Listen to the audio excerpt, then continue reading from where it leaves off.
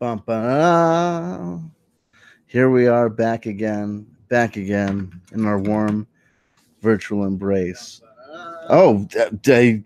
Here we are back again in our warm virtual embrace. Shall I talk with myself?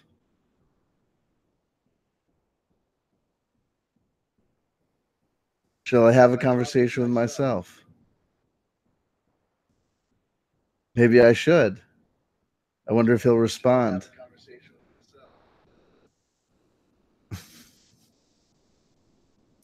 No, no, no, no, no. Sorry for the momentary distraction. Forgot to mute the whatchamacallit, the live window. Bear with me, bear with me, bear with me. Hiccups are a good sign. Hiccups are a good sign. There you go. There you go. It happens. It happens. Welcome, welcome, welcome. Last 2 days we had some wonderful time with some crazy, crazy, crazy out there experimental music. It's the time, it's the season. You wait till it's right. I know, I know. I apologize. I saw that Walter was on as well. And I don't try to split the audience. Walter has to decide. Walter's comfortable talking with me occasionally on Twitter, little bloop bloop back and forths.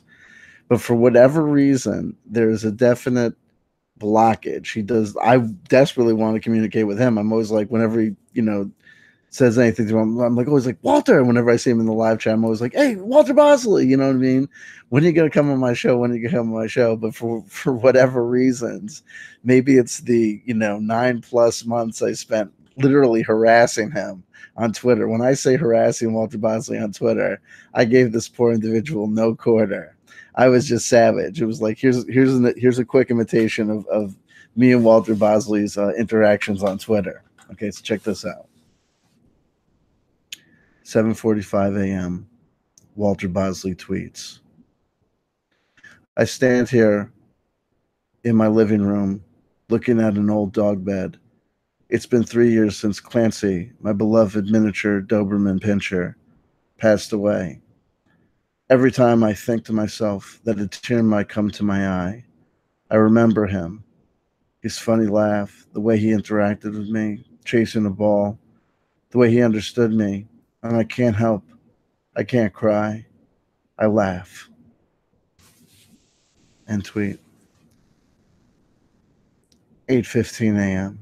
CW Chanter replies. Dear Walter, my belated condolences on the passing of your tiny little woman's dog.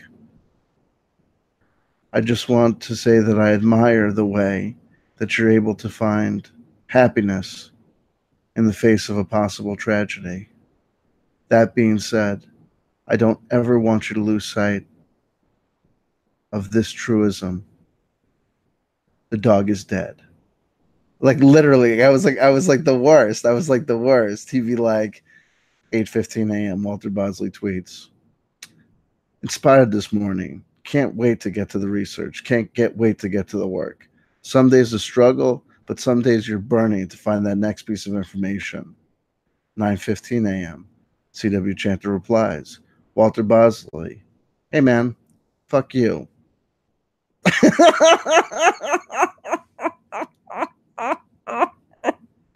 I'm joking. The first tweet, as horrible as it sounds, that's just like a pastiche of the general theme of I used to harangue. Well, Walter Bosley just ask Walter Bosley in his live chat. Say, hey, CW Chanter says he used to troll you on Twitter.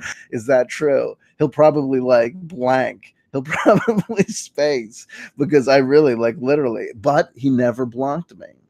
And he never really responded in anger. There was one time only, where it was like 3:15 in the morning, and I went to the bathroom or whatever, and I checked my phone, and I saw that he had replied angrily. He was like, "You know what the problem is? The problem is young researchers or young YouTube celebrities who have their head so far up their ass." Yada yada yada, sis boom pa f you, and I was like, oh damn. I'm like, oh, that's. I thought we were joking around. I was like, oh man, I'm like, that's crazy. You know what I mean? I should stop, right? And then when I woke up in the morning with the full intention of replying to his tweet saying, "Hey man, listen, I'm so sorry that my humor wasn't taken the right way. I'm not here to harass. I was here to joke. My sincerest apologies. Don't hold it against me, yada yada." But he had already deleted his tweet. He had already deleted his response, right? So, but I know, I saw it. I saw it. It wasn't a dream. I saw it. I got Walter Bosley upset. Meanwhile, punchline to the whole jokey story. It's about like 6 to 7 months in on me just daily. There were days, you have to understand something about Walter Bosley on Twitter. There were days where I know for a fact that all he did was like tweet twice in the day, and the only person to reply was like me and occasionally Brandon Young, like liking his original tweet and liking my reply. Like, honestly, like, you know what I mean? Like, for a while, Walter Bosley was like, let me try this Twitter thing that all the kids are into. Tweet, response back. Hey, Walter Bosley, grief, grief, grief, grief, grief. Okay. Well, I suppose there's trolls on every social media platform. That's okay, Walter. You got this. What it takes. You'll do your day's research, and tomorrow you'll come back and tweet again. Hey, guys, the thing about Kona coffee is, in response from the universe, aka CW Chanter, grief, grief, grief. I haunted this poor individual. I haunted him like a phantom of the war dead. You have no idea the horror that I visited upon Walter Bosley's timeline. Look at my Twitter timeline. Look at me and Walter Bosley, and you'll see it was just horrendous. Like, I swear to God, like, it was just like, he'd be like, you know what I mean? He's like, oh man, the thing about getting your car fixed is yada yada. And I'm like, what are you, a terrible stand-up comedian? Save it for Caroline's, you know what I mean? If there's not a brick wall behind you and a spotlight on your face, don't worry about making comments like this to the universe. Thank you. Sincerely, very much, CW Chanter. Grief. I just griefed this guy on Twitter. It was horrendous. It was like a massacre. And I swear to God, I have no idea why he didn't leave Twitter. Anyway, long story short, it's 6 months or 9 months into this. It was me, and the only people that would be following this conversation, it was me, Walter Bosley, the victim, right? Brandon Young and Jerry Cthulhu were the only people who were like aware of this. You know what I mean? I felt that in my heart of hearts. I swear to God, I thought that I was helping make Walter Bosley happen on Twitter, like, because I knew that I had more Twitter followers. So I thought if I keep on talking at him and adding him and retweeting his tweets with like a massacre comment line, like, hey, check out this douchebag Walter Bosley. He's hysterical. He thinks people give a damn about his like third day of research on Secret Space Program 99.99. Grief, just like horrendous, just visiting darkness and destruction. There were Egyptian plagues that were kinder upon the people, that were an easier fit on the people than my Twitter attitude towards Walter Bosley. I don't know if he thought he was strengthening himself by enduring it, or he just wasn't going to give me the satisfaction of blocking me, or if he was just aware of the fact that no one else was consistently tweeting back to him or commenting on his posts but me. Right. So long story short, it's like 9 months into this tirade of Twitter Holocaust, like literally hunting Walter Bosley like he was the fugitive. Right. I was just giving him just visiting destruction upon him. Right. And then it's 9 months into this. It's 9 months into like watching me do this to Walter Bosley that Jerry Cthulhu finally tweets at me and is like, by the way, hey, the funny thing about Walter Bosley is not only is he a certified badass who could absolutely, without a doubt, kick your ass through the internet, he's an actual operator with severe and actual legit ties to military intelligence. Maybe you don't want to fuck with him so much. And I was like, maybe you want to tell me that 6 months ago, but that's okay, Jerry. You know what I mean? You must have forgotten for some reason. You know what I mean? Oh my God, Lord have mercy. So I feel bad. I don't want to split the audience. I certainly don't want to split his audience. I know I'm terrible, but what I want to do and what I want to say is that when Joe from the Carolinas, Joe's taking a little bit of a spell and a breather, or even Dark Journalists, when I'm interacting with other YouTube or Omnieros or Reamsey, other content creators, if I know a content creator, like know that we're part of the same Saroth Modwiz, if I know that I'm part of the same congregation, little crew, if I know I'm part of the LinkedIn in some, tangential or real way to another YouTube content creator, and I see that I'm online, that they're online doing a live stream, I do my best to try not to step on the stream, to give them a moment, let him, let it rest, see when it wraps up or whatever. But Walter Bosley refuses to like really kind of commit to having a relationship with CW Chanter. Like once he starts to get to know me, and like we talk, and like he's never been on my live stream. Like I've invited him countless times. For some reason, I don't know, he must think that it must be some sort of S show over here. Gee, what would ever give him that impression? You know what I'm saying? Or maybe it's just that I've burnt the bridge. I just have to accept the fact that Walter Bosley and me will never be friends after I woke him up at 3 o'clock in the morning to remind him that nobody loves him. You know? I mean, it was horrendous. I mean, the tweets were just. And I would say to myself, I was tweeting at this poor guy, and I think to myself, I'm like, why are you doing this? And like, eventually, eventually, what I had to say to myself was this: is that I had at one point, I literally had to like lie down on the couch, do some self introspection, right, and try and figure out what was it about Walter Bosley that activated me. Do you know what I mean? Like what, what made me feel like this level, like, because normally I if someone's like, if I'm having a political interaction, it gets heated and hairy, yeah, I can be a jerk to people on Twitter, sure, I can be an ass, but I would just be like, whenever after I was done tweeting back at Walter Bosley, some horrendous black acid, right? Some yellow pox from beyond Mars, imported and sprayed in the face of a lonely stranger for no particular other reason other than I apparently hated life and wanted all things to suffer as I do, right? I literally would feel guilty. So I'd be sitting there going, I got to think about this. Like, why am I doing this to this guy? And so eventually when I closed my eyes and really tried to like, say to myself, like, why do you do this? Like, you don't do this to other individuals. Like, why do you do this to Walter Bosley? And I thought to myself, it's this. It goes something like this. It's not that his first name is Walter, though that would be an invitation to the crime and an open door to want to give somebody grief. And it's not that his last name is Bosley, though that might be an open door and an invitation to visit upon him grief. But when you put that together and his name is Walter Bosley, for whatever reason, I don't know if it's that I feel like I'm visiting hell upon the father from Happy Days, which is a possibility. Though I've never met Tom Bosley, and he's never like I didn't have like a nightmarish scenario. Like no one kicked my ass while Happy Days was playing in the background, right?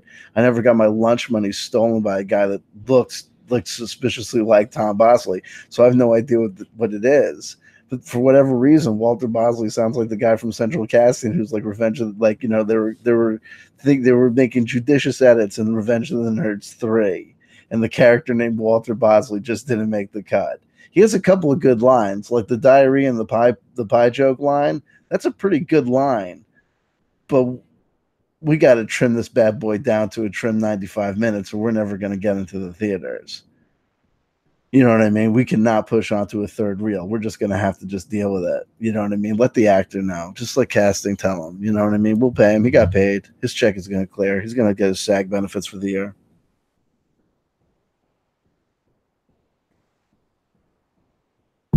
Hilarious.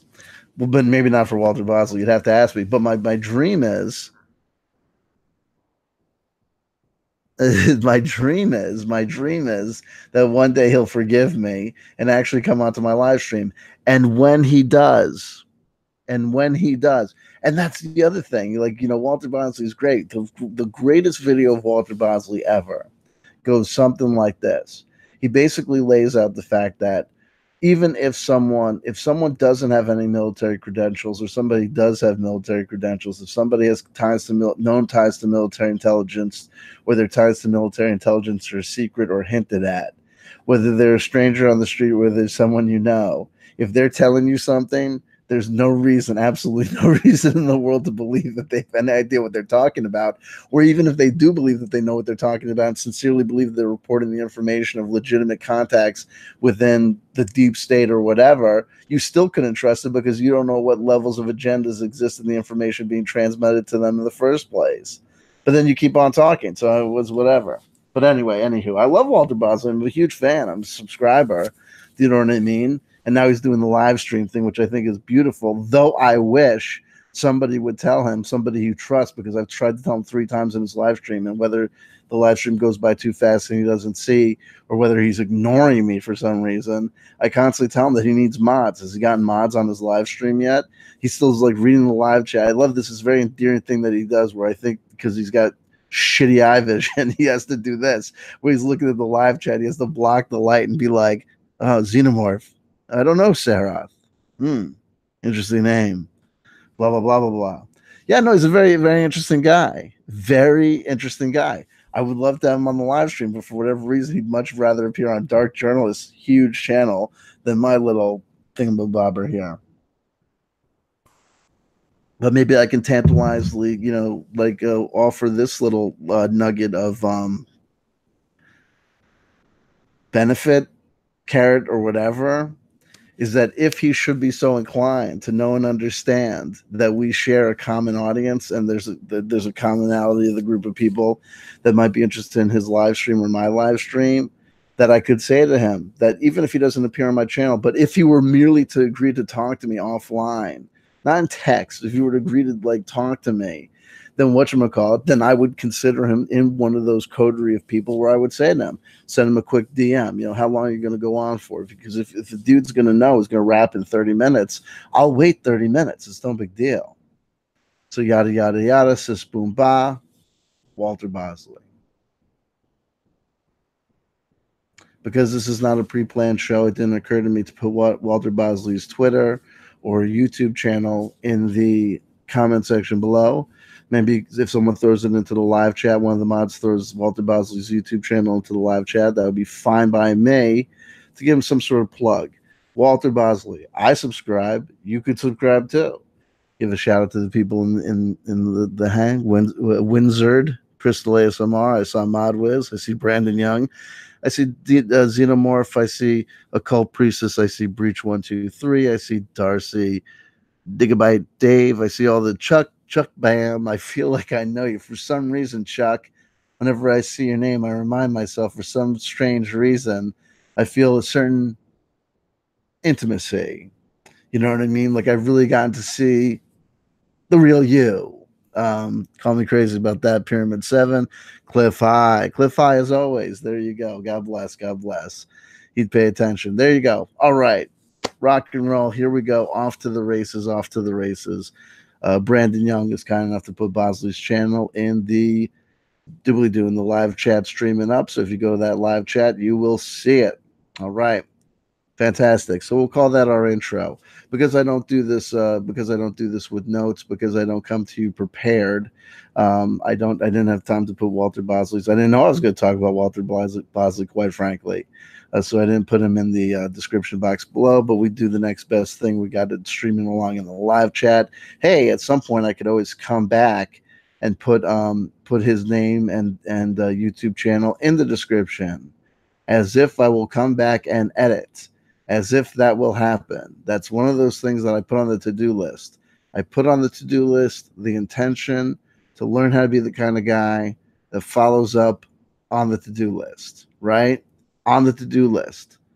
Make a to-do list. I'm one of these guys, twice removed from Law and Order and the House of Good Reputation. Make of that what you will. Make of that statement what you will. Moving on.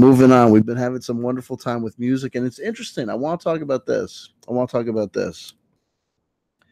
Psychic connections and interrelationships of information in the zeitgeist.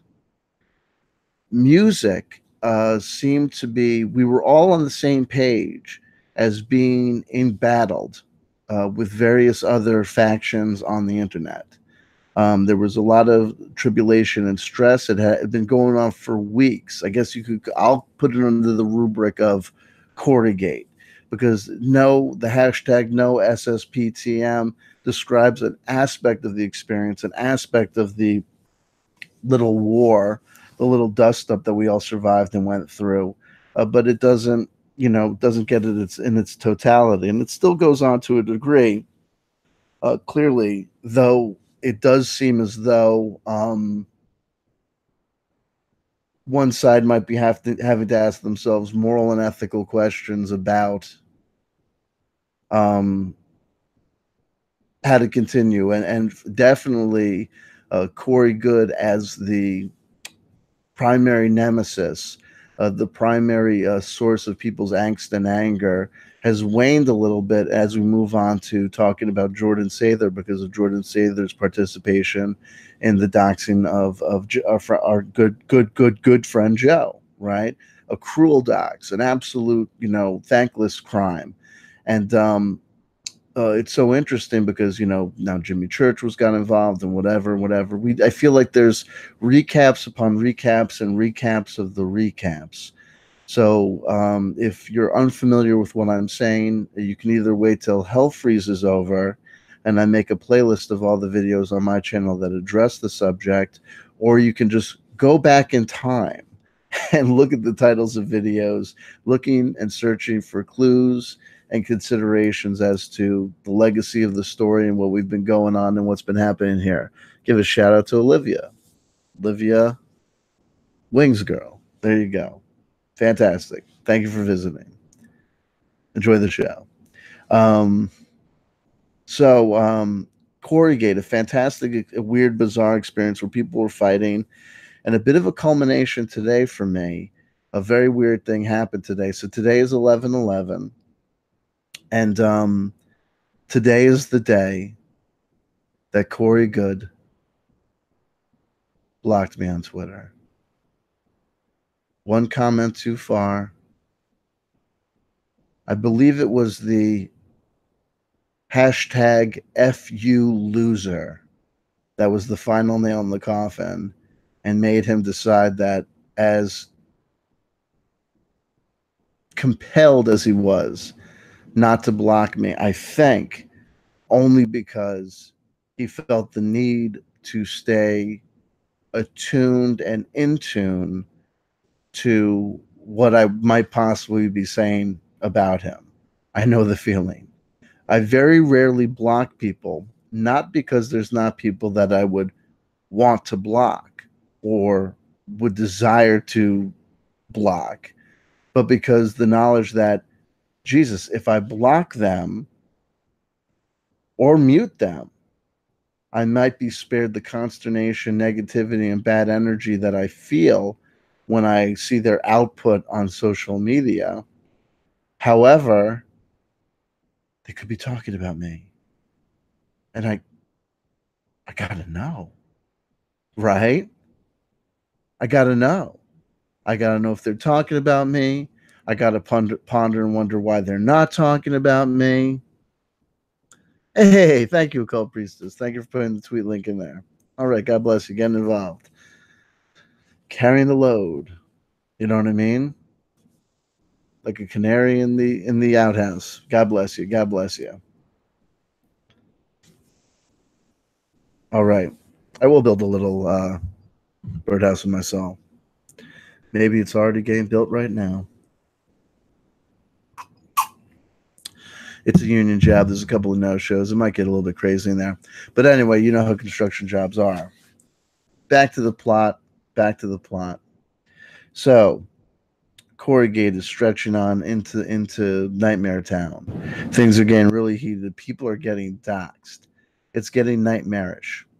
And for whatever reason, come Friday night and come Saturday night, I didn't feel the need, the desire, or the propriety of having another round of the conversation, talking about it again. I had talked about it at length to Natasha Nix on Mysterious Forces Live. Shout out to Natasha Nix. God bless you for having me on your channel. I got a chance to talk about it a little bit with Lorian Fenton, who returned to my channel again. And we talked about all the people. We talked about Pete Peterson and David Wilcock and all the shenanigans backstages at the various alien cons and conventions and super soldiers, brouhaha. So I was kind of talked out, and I was feeling the need and the desire to do some music, right? And here's where I'm going with this: interconnections. So on Friday and Saturday night, I started working on music on the YouTube, not doing speaking about things, working and talking about and doing music, right? And I was thinking about it. And then Dark Journalist has Dr. Joseph P. Farrell on his channel, and music and organ music and the theological and cosmological import that past masters and musicians and composers through various times and eras had put on music, and how people used music in various ways was a significant portion of their conversation. I was fascinated by that because I think that happened on maybe Saturday. So it was on Friday I'd already started working on doing music instead of talking. And then on Saturday, Joseph P. Farrell and the Dark Journalists were talking about music and harmony and stuff, which I thought was very intriguing. And I just, it felt like it was interesting to note that. Also, I noted that, moving in, that there was going to be this mass meditation in DC, and a lot of what they were going to be having, the notion of mass meditation, I knew that they were also going to have DJs and musicians as well. And I just thought it fascinating that coming up on 11/11, people were taking a break from the oral and lyrical and idiomatic communication of language or whatever. I don't know if I'm committing multiple misdefinitional sins, grammatical errors, or etymological mistakes or whatever, but you know what I'm saying. So it was just interesting to me that everyone was kind of on the same page or on a similar page there. And yeah, I don't know. You know what I mean? And I couldn't bring myself to talk about it. But today it just was natural that period had ended. And I'll tell you something. So I'll share with you a little bit of a woo woo kind of thing. So I think about woo all the time. I think about mysticism and magic and occult sciences and spirituality and cosmology and theology. And I don't think about them as scientific concerns, as some sort of outside thing that a professor studies on paper, like the interesting rituals the sociologist might look at and examine, not for the purpose of wonderment or as a participant observer, but that one would see or observe at that scholarly remove. You know what I mean? Looking at the numbers, looking at the statistics, but not being in the numbers or being in the experience. Writing down the scientific name of the psychedelic mushroom consumed at the ceremony, but not fasting for 3 days before participating in the ceremony themselves, if that makes sense. But from my woo perspective, in retrospect, and then as a reporting of my temporal experiences at the time, is that I know that that I did it for a reason. There was a natural inner part of me that, look, I'm going to be completely honest. I think there's aspects, people ask me like why I'm so banged up about Corey Goodman. It's not that his story is ridiculous, is that I think that in some natural way, not because he's a master, but simply because he does what he does. And certainly, whether it's by osmosis or study, he understands how certain things work. You can see the way that he uses the languages and the way that he focuses community energy, through primarily through his Facebook postings and things that he says, along with his friend Roger and his friend David, that he utilizes energy. So knowing that they were doing this mass meditation and that people in his community were being pointed to and getting riled up about guys like me and Joe from the Carolinas and dark journalists, et cetera, et cetera. Um, I was hiding. I put a barrier up there in the sound. The sounds that I was producing were very abstracted, and they were drone, so they were all consuming of the frequency bandwidth. So I knew that if they were trying to find me on the astral, I wasn't doing this necessarily intentionally, but I know now that that it had that function. You know what I mean? Like if you if you blank out during a fight and you manage to survive the fight, it's like, why'd you blank out? It's because that's what you needed to do. If you had stayed in the conscious moment to moment, you know, you know, real time, real life brain, the brain that you utilize in the office or in negotiating, getting on and off the subway without tripping, you would, or, conducting interactive, conducting yourself at a business meeting or a job interview. If you were to try and engage in a street fight or a street tussle, or jump out of the way of a moving car with that brain, you wouldn't be able to do it. You wouldn't survive. You have to go on, and to a certain degree, you have to go on to automatic pilot, as I sense it.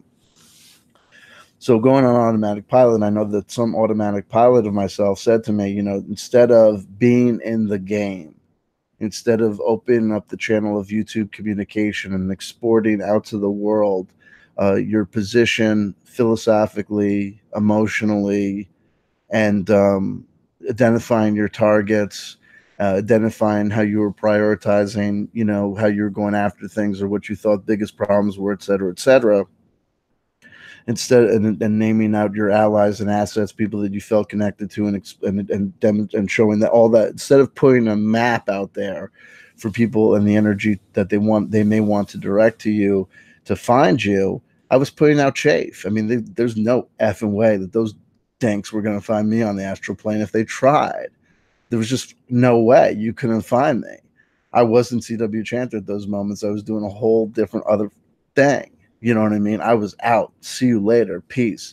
Between talking about the fires of California and evoking all that ash, right? And the sonic frequency that I was occupying in space, there was just no way. There's just no way. I just knew that I was like, after the fact, I was like, wow, that's why I did it. And there's no friggin' way.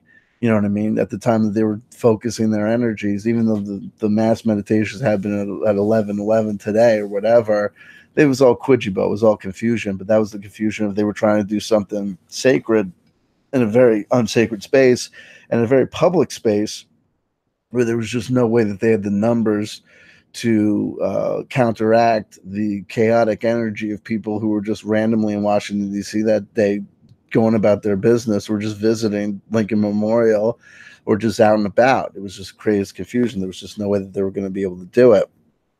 So so that wasn't the deal. But in knowing that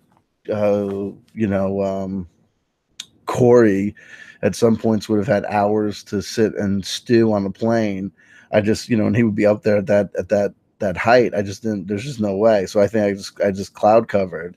So there's just no way that they could get me, and they didn't. Ha ha ha. Anyway.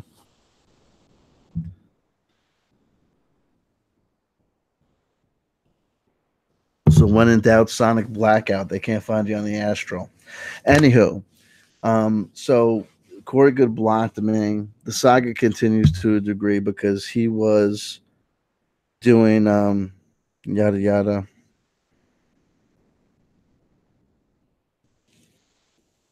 Um,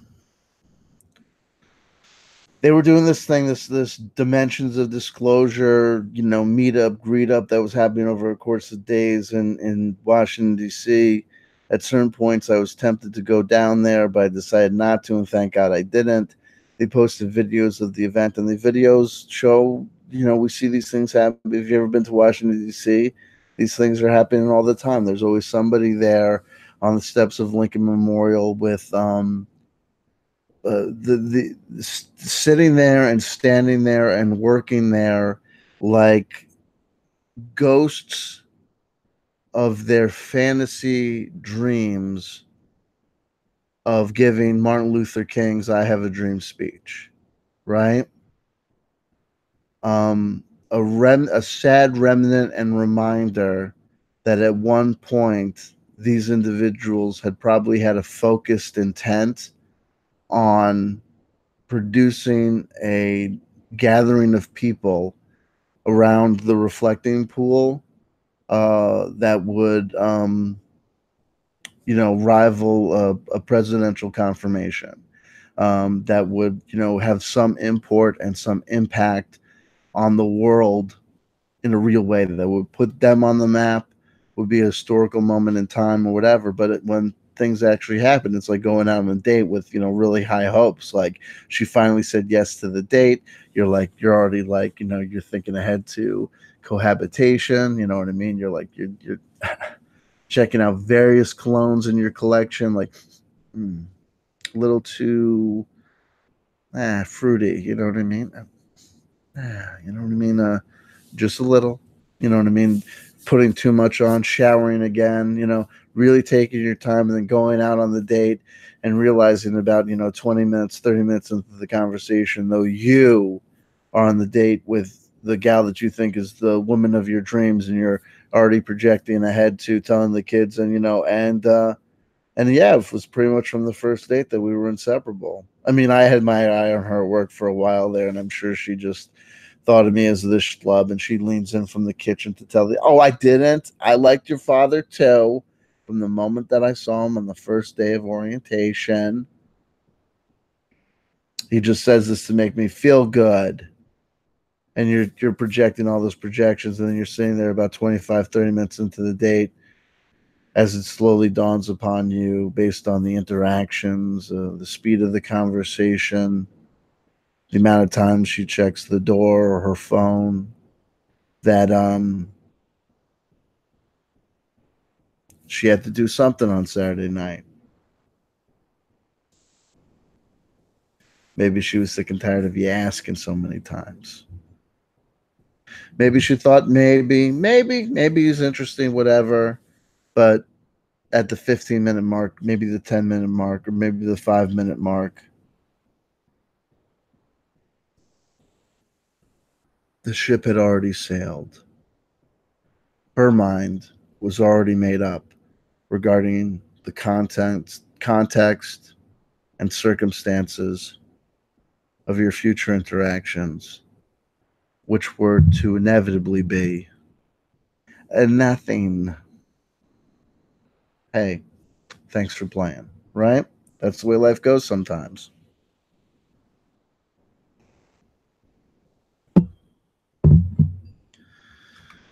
So the mass meditation in Washington, D.C. doesn't seem to have set off any alarm bells, doesn't seem to have made the newspaper, doesn't seem to be that big a deal. We all get to, on this side of the fence, feel a little bit guilty and bad of ourselves for making too many cracks and jokes about what didn't happen or what's not there.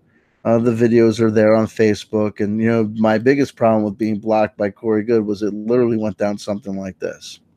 Brandon Young posted one of their Facebook videos on Twitter and was like, "Look, look at this." Then it was a pathetic ramshackle of, you know what I mean. I've seen Jehovah's Witness displays, right? Of them sitting there with their little rack of Watchtower magazines that had bigger crowds. I mean, it wasn't a good look, as the kids say. It didn't look like it was popping at all.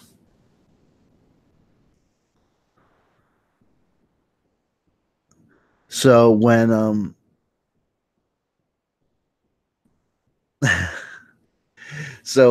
whatever. So when I saw that and I was like, oh my god. I'm like, oh, look, and I saw that on his page he had posted more videos on his Twitter thing, but I couldn't help myself. I like retweeted the video, and Brandon Young's original tweet with like just some bombastic, like, you know what I mean, like, oh my god, like, oh, because it was this whole. I'll read it to you.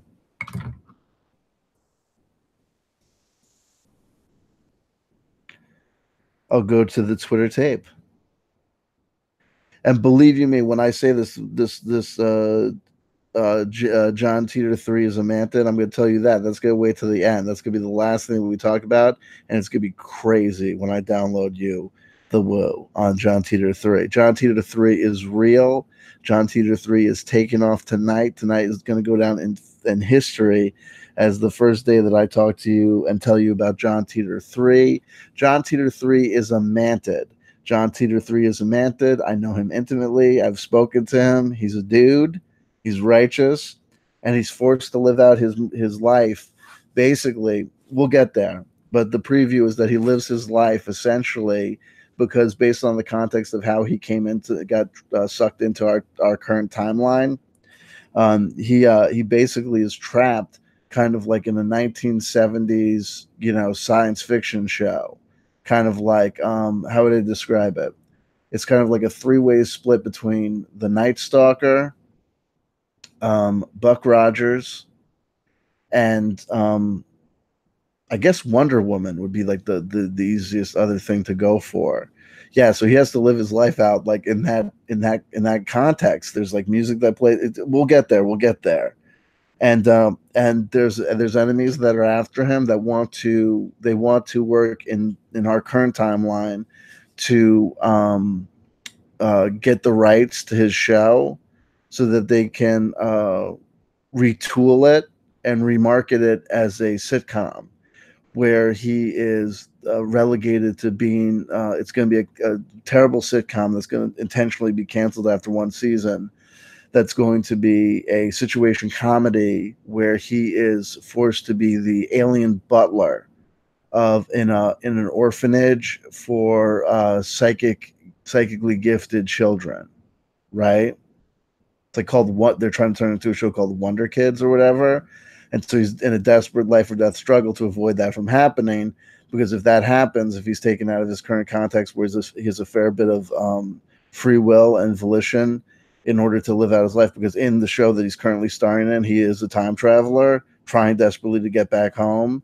So he's got that. So the people want to existentially cause him to come into a situation, turn the show into a situation comedy to prevent his escape. And so he's desperately trying to avoid that. But we'll get into. But I'm going to tell you in more details. I'm going to tell you even more details if that hasn't whet your appetite. The dude's real. I've met him. Blase blah. John Titor 1 was a bust. John Titor 2 never really took off. Was there for a day. John Titor 3 is real, and he's a Mantid, and I know about him, and I can tell you about him, and we're going to get to him at the end. How do you like me now?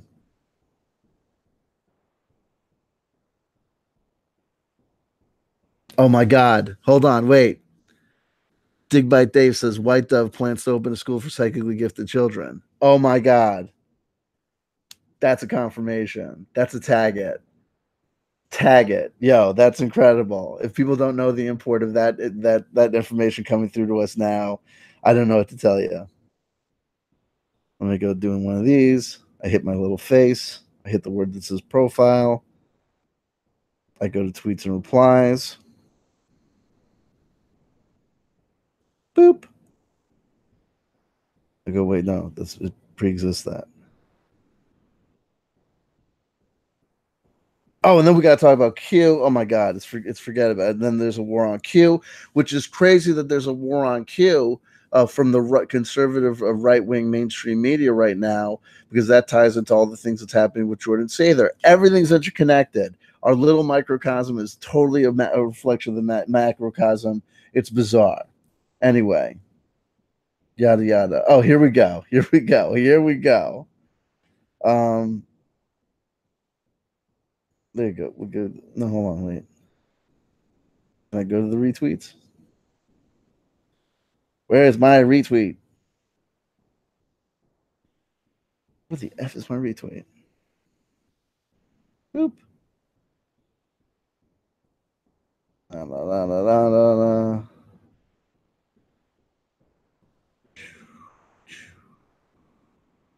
Come on.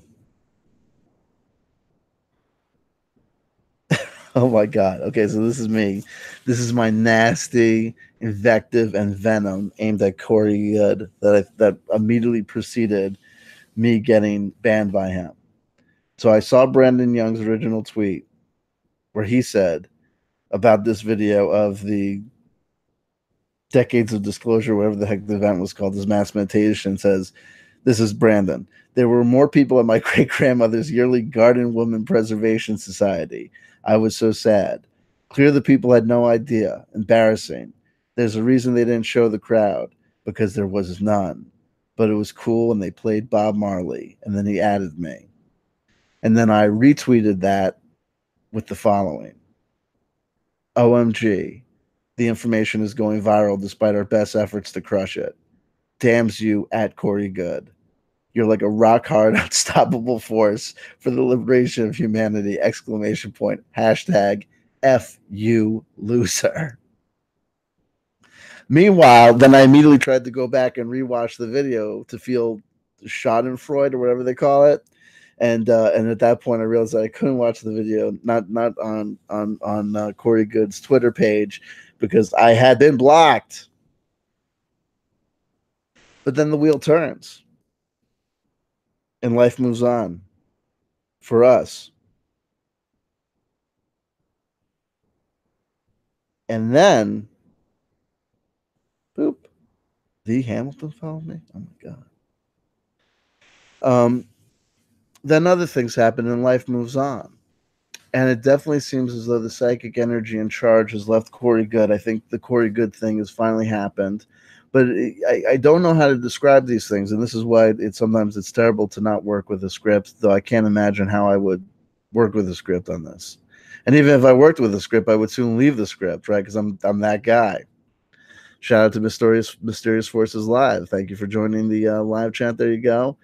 Sarah and Dawn 719. Hey, there you go. How you doing? How you doing? So there you go. There you go.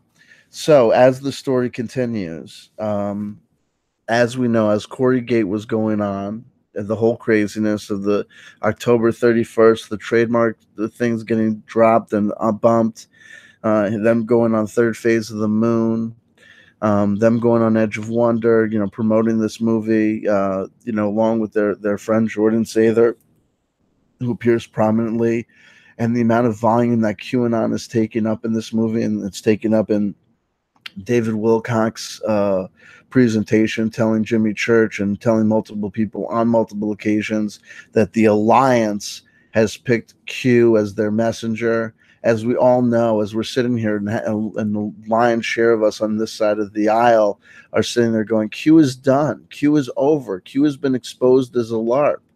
Now, here's where it gets interesting. So I think this is the way that we'll enter the Q stream. We'll enter it through, at the tail end of Corey Gate, Joe, our friend Joe, gets doxxed. And the way he got doxxed, implicated in the crime as a key significant member and as the chief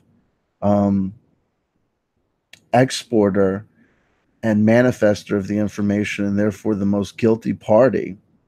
And clearly it's clear that, and through talking to other people, and this is I will still classify this as speculation, though I will say that multiple parties whose knowledge and understanding and proof of involvement or proof of knowledge about the inner workings of the Corey Good camp have been proven to my satisfaction, to the point where I can say without fear of slander or libel that the people behind the doxing of Joe and myself were Corey Good, Roger, and quite possibly, and without a doubt, Jordan Sather, and possibly David Wilcock himself as well, though he's a bit out of a more remove on a day-to-day basis, because that's how he works and operates. He doesn't get he's David Wilcock is what we like to call in the business white. He's a white shoe guy.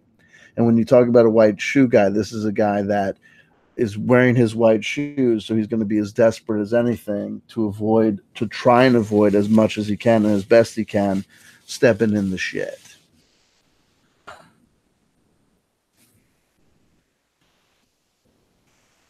But anyway, given the crimes committed against Joe and given the crimes committed against me that were latent and a little bit less of a big deal, because I probably, unbeknownst to the morons at Camp Corey Good, I put my real name out there months ago. Way to do your research, geniuses.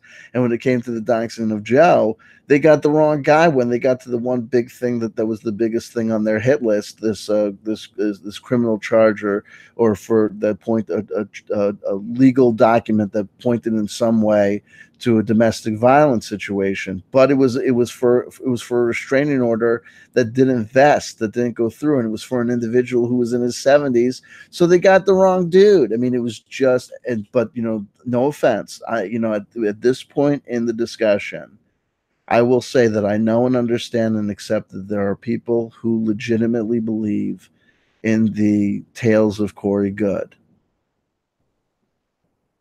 And I just want to say that I accept that, but it's hard for me to respect you as an intelligent human being if you do so, because the story is so ridiculous and his behavior is so indicative of a contrary purpose and a contrary state of being, that even if there were these blue avians, and there are blue avians in the universe, blue avians exist, hey, what are you going to do? That why on earth would they pick him to be the Earth ambassador when he's a terrible ambassador? I mean, look, you can name anybody you want to as ambassador. So Donald Trump picks, who is it? What's the guy's name? The mustache. John Bonner? What's his name? Who am I thinking of? He's got a fairly cool name. But and he's got a very good mustache, but he's famous for being this like neocon crazy, let's bomb the world, everything. They made him the ambassador to the United Nations. If it wasn't Trump, I think it was the second George Bush. John Bolton. Thank you, Billy Martin. Thank you, John Bolton. Right, and they brought John Bolton back to work with Trump, and this guy's a savage. So you can name him to be ambassador to the United Nations if you want to, but he's not going to be a good ambassador to the United Nations.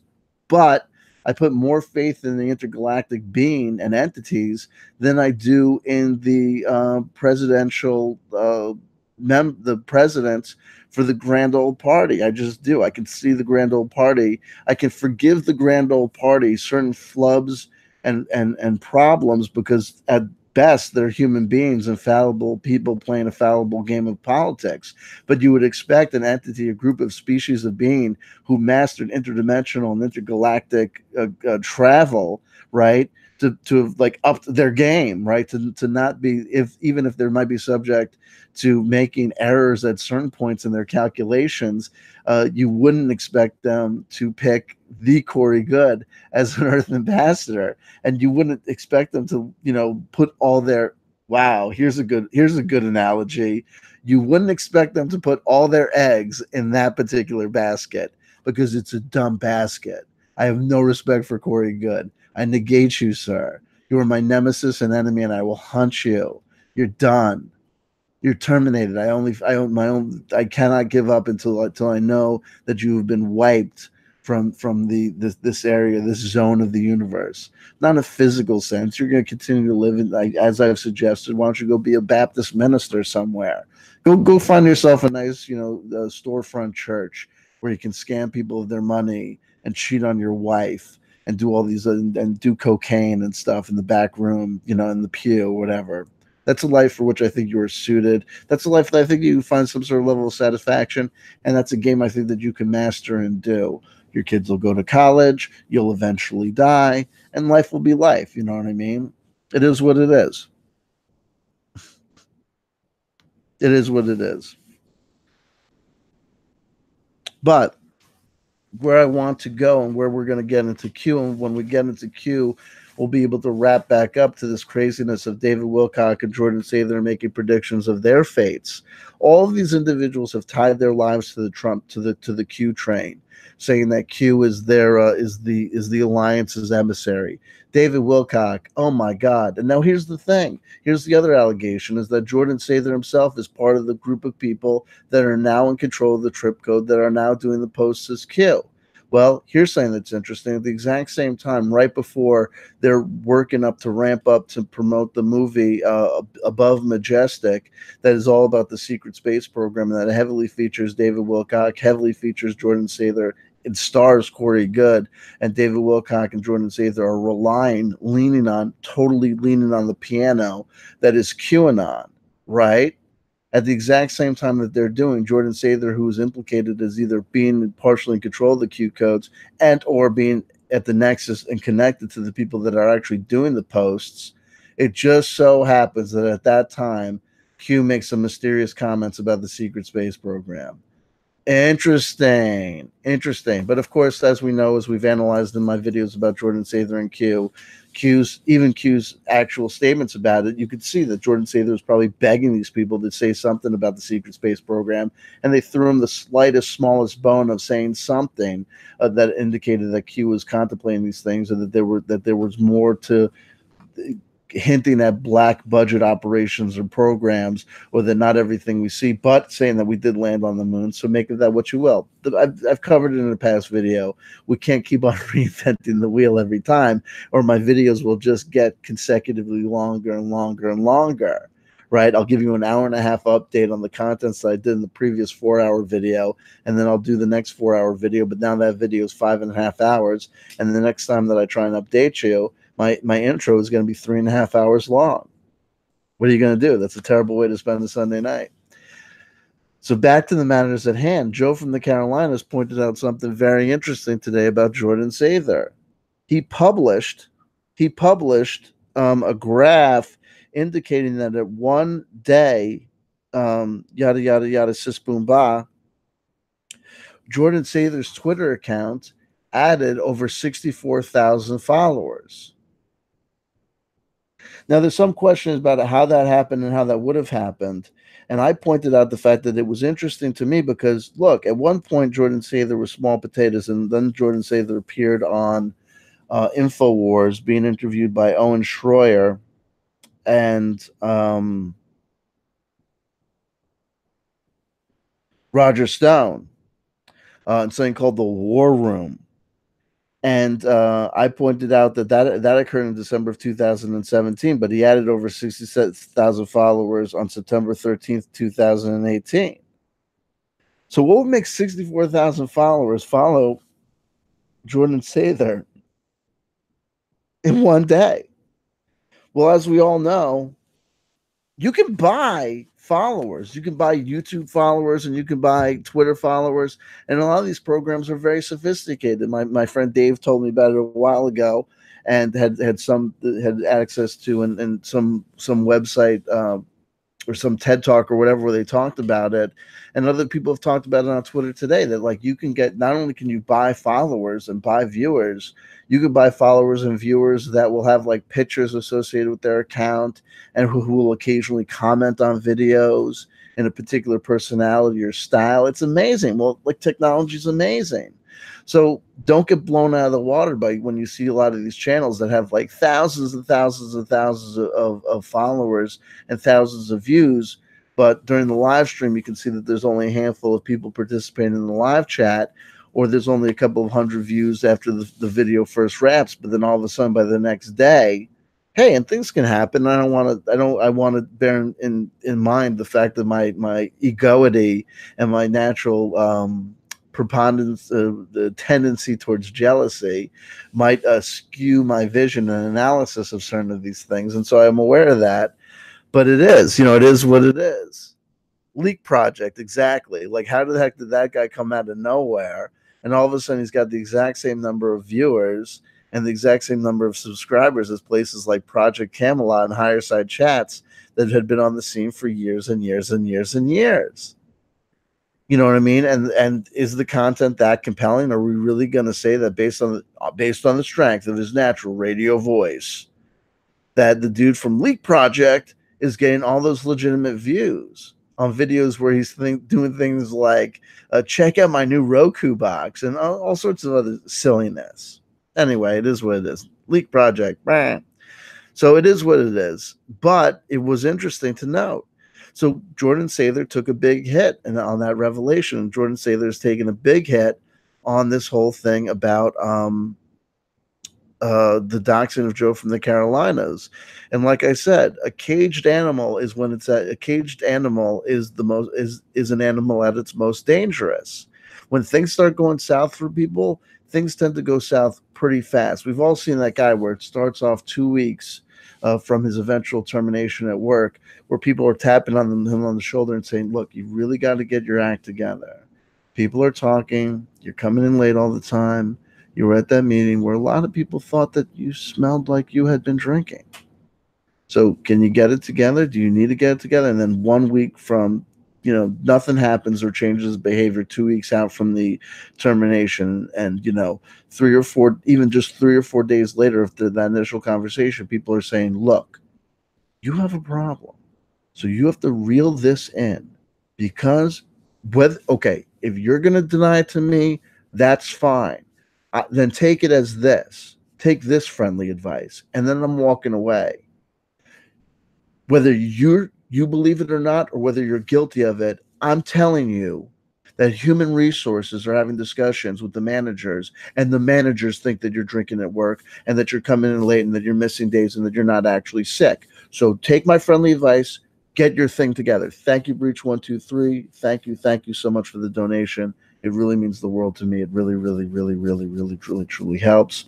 Thank you for your beautiful mind. Hey, you're the intelligence to tune into CW Chanter. God bless you.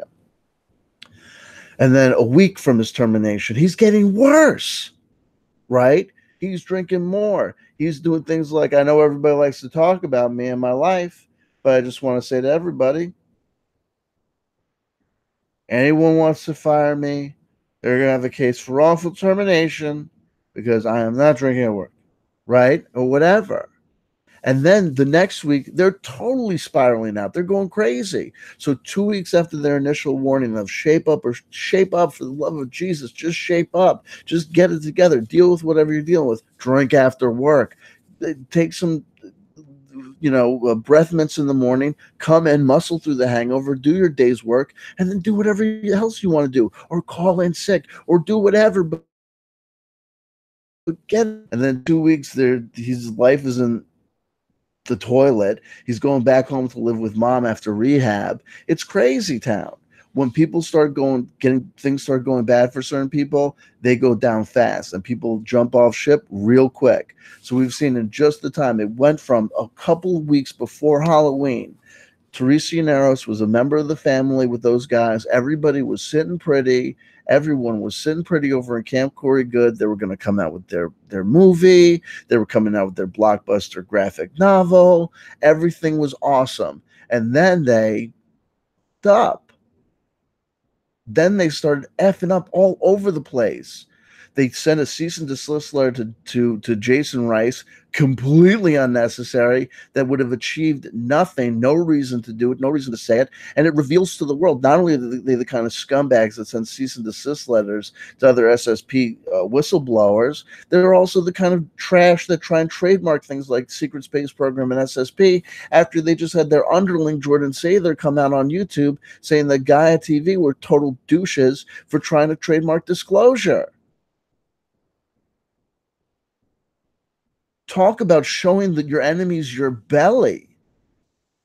Ridiculous strategical errors all over the map. And then all of a sudden they're dropping the Secret Space Program trademark and SSP trademark, and then they're announcing the cancellation of their masquerade ball on October 31st. But do they just come out and say that there's been a lack of ticket sales or whatever? No, they make up this other crazy story about the Dark Alliance and the Dark Cabal, which we embarrassed them, just me and a couple of people, that through a comment on my YouTube channel. Someone commented, "Oh yeah, I was just at that place. They've got great. Was it the crab cakes with citrus? Are they like the go-to item? Like how every restaurant has a go-to item? This gal demonstrated her bona fides by demonstrating the fact that she knew the locale because she liked the crab cakes with citrus." She asked them, "Oh, was there a thing canceled on a schedule for October 31st? Are you guys doing anything on Halloween?" And they said no. There was one event scheduled, but it got canceled for lack of attendance. Not because of a security concern or whatever, lack of attendance. That very day, I make a video about it where I put that information out there and say, "Ha ha ha, you jackasses. Why are you telling people that there's a Dark Alliance or Dark Cabal after you? No one's trying to cut breaks to your car. No one's trying to kill you, David Wilcock, because you spread such valuable information about the Cabal and the White Dragon Society. You fraudulent loser, you jackass. No one's trying to hurt you. Stop making yourself out to be a big deal. You're just a human being on planet Earth. Get over yourself. You will not be a rock star after disclosure. Sorry. You know what I mean? You know the kind of people that need security guards? The kind of people that are paranoid in this world. You do not need security guards, okay? Posmo was not going to roll up on you and hit you with a strategic hit. No one's going to try and get you, David Wilcock, you fool. All you're doing is wasting money by having security guards around you. But whatevs. Anyway, moving on. Or moving back, I don't know. So they're messing up all over the place. This whole trademark thing turns into a debacle. The whole cancellation of the event turns into a debacle. We get another confirmation from another person who has a history in event planning, going to call the rest of the location where the party was supposed to happen, and getting confirmation that the thing got canceled for lack of poor attendance. And so the whole thing goes down with squeaks and biting chains.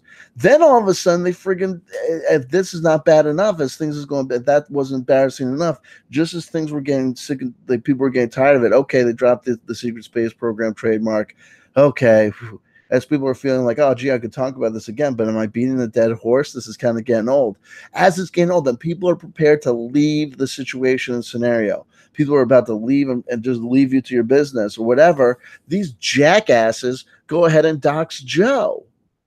What?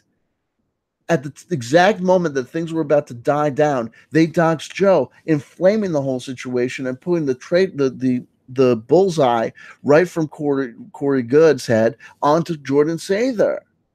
Me and Unirock comes on my live stream, and within seconds, because this is all it takes to figure out the works of a fool. These guys are not Moriarty. You do not need to get Sherlock Holmes or friggin' Hollywood CSI on the beat to figure out and try and catch Hannibal Lecter or Dexter here. These guys are morons making moron moves. They have it's like they read Bizarro Art of War by Bizarro Sun Tzu.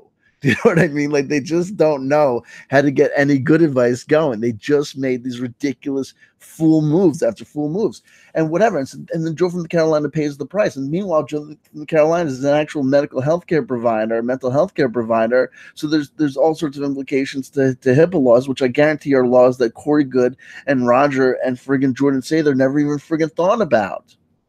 These jackasses didn't realize how easy it was to figure out that Jordan Sather had to know about the docs, and it had to be a pre-planned thing. You want to sue me for libel and slander for saying that stuff? Go ahead and sue me. You'll never survive.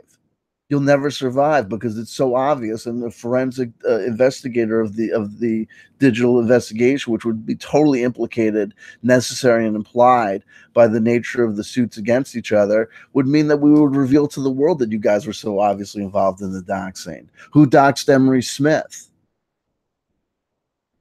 Who put out the docs on, who's this guy?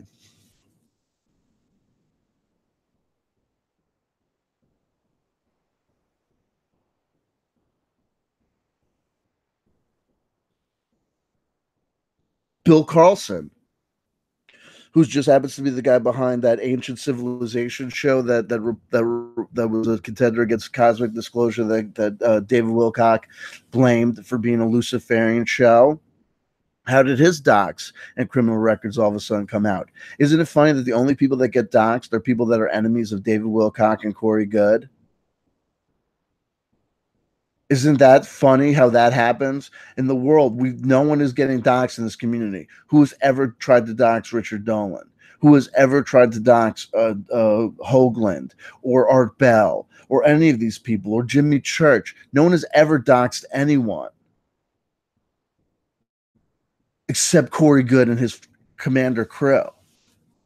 They're the only guys. And if you come against them, you're going to get doxxed. Think about it.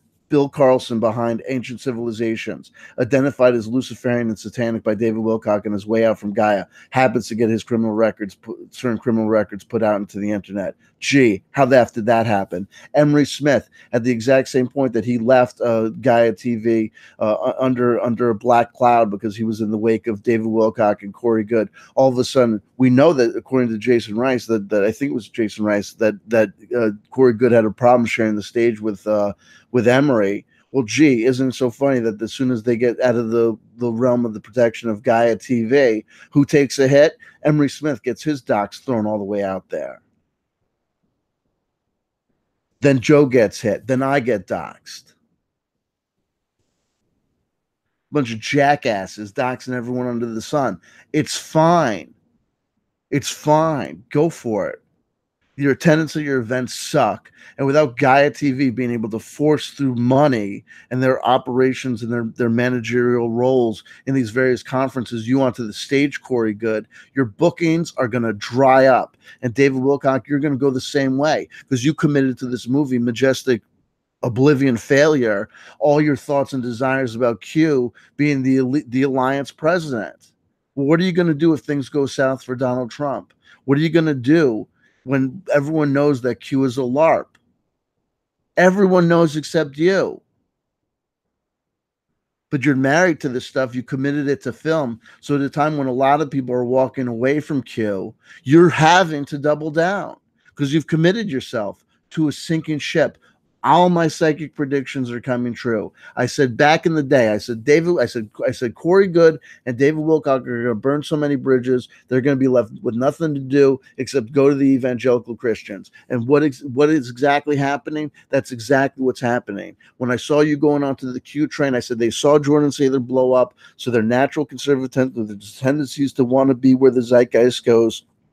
There need to get these PayPal donations. There need to get these Patreon donations. There need to sell these books. There need to move these movies when Ancient Aliens is about to be canceled. They're not going to do another friggin' season of Ancient Aliens. They're out of Ancient Aliens. Have you seen the latest season of Ancient Aliens? No one's talking about Ancient Aliens. They're done. And no one's talking about no one's getting on board Q. Yeah, there's some remnants of people left over who can't deal with the fact that every prediction that Q has made has not come to true. Hillary Clinton's HRC is going to be locked up. HRC is going to be locked up. Meanwhile, as HRC is not getting locked up, Mueller is running a train on everyone involved or close to Donald Trump. Jerome Corsi, who's one of the authors of Q, without a doubt, has been called before the Mueller investigation so many times. He's on YouTube in case you want to care. He's on podcasts in case you care to tune in, literally blanking out. Literally like, if they come for me, I'm not saying they will, but if they do, I just want everyone to know that I just want to do the right thing. And I'm an old man. And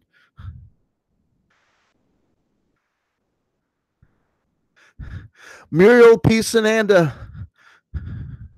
we went on one date in high school. I always loved you. You were always the love of my life. I don't know how long I'm going to be here. Live chat's telling me to be quiet. I'm not going to be quiet anymore. You donate money, you don't do, no one cares.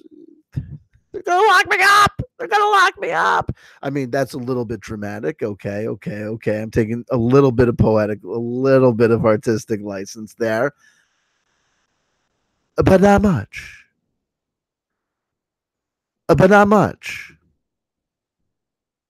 There's not much artistic license there. Jerome Corsi is absolutely a man who knows and understands that things are going south for him. We got a new acting attorney general. We'll talk about that in a bit. There's some interest there. We'll see what happens. What happened with Jerome and Alex Jones? So here we go. So this will bring me right to it. And you want to know that Q is going down in flames? Talk about a systematic hit. On 11/11/2018, after not posting in a million years or a long time for Q fans,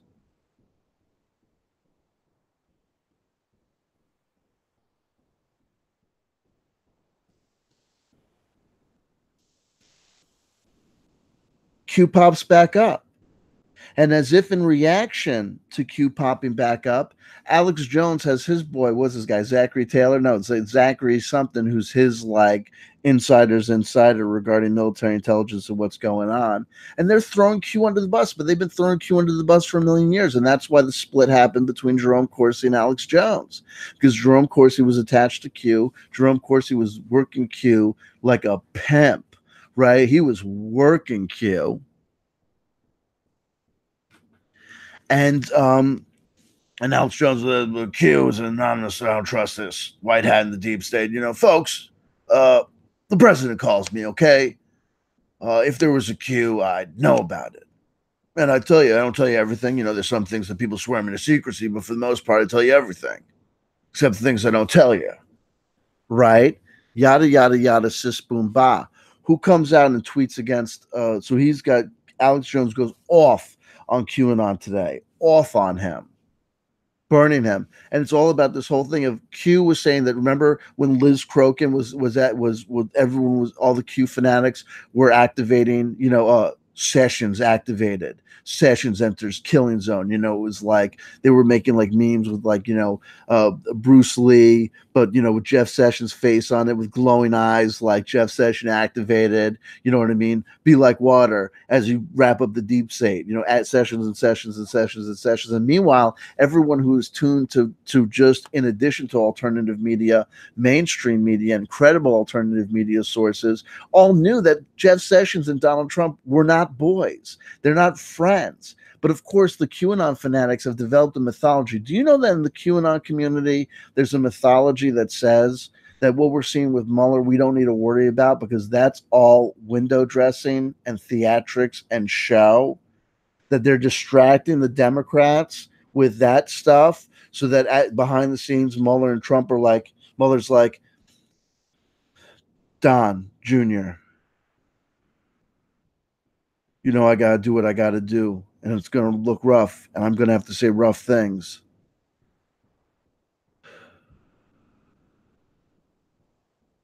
Your patriot breaks my heart.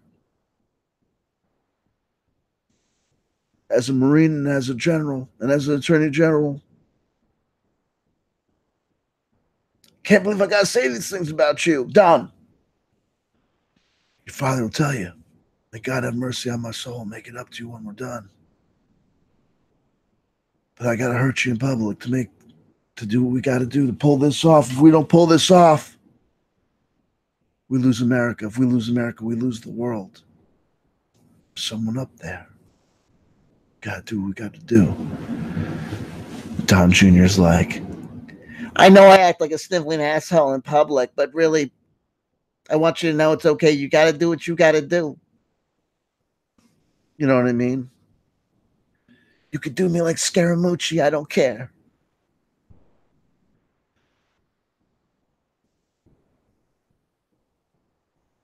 Kushner rolls in. How was your trip to Dubai? Let's just say that's another towel head we're not going to have to worry about.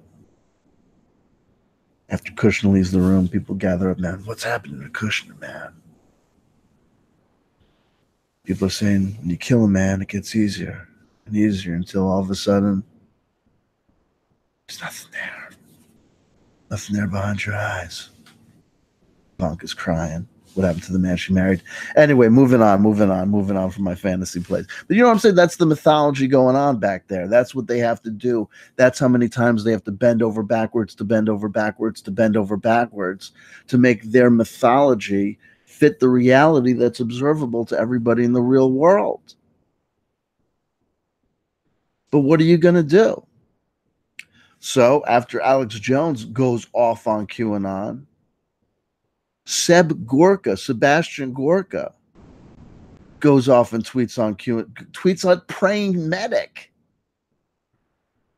How the heck does Sebastian Gorka come to be aware of praying medic? Why should I take my valuable time that could be spent appearing on Fox Business to decry the SJW cucks over at Antifa and George Soros with their ridiculous accusations that I'm a Nazi just because my father was a Nazi and I wear the pin from his Nazi organization occasionally, pinned to my bed, chest bleeding as I walk around the room naked, renting Mustangs from U-Haul and Rent-A-Wreck. If I'm lying, I'm dying. Sebastian Gorka usually does the scene going on those other mainstream media outlets. Why the hell is he tuned into Praying Medic? Why is he involved in a tweet war with Praying Medic? Things that make you go, That was a bad from Gorka. I could do a better. Things that make you go, right? Dinesh D'Souza's next. Anyway, then you get Scott Adams, who's throwing shade at Q.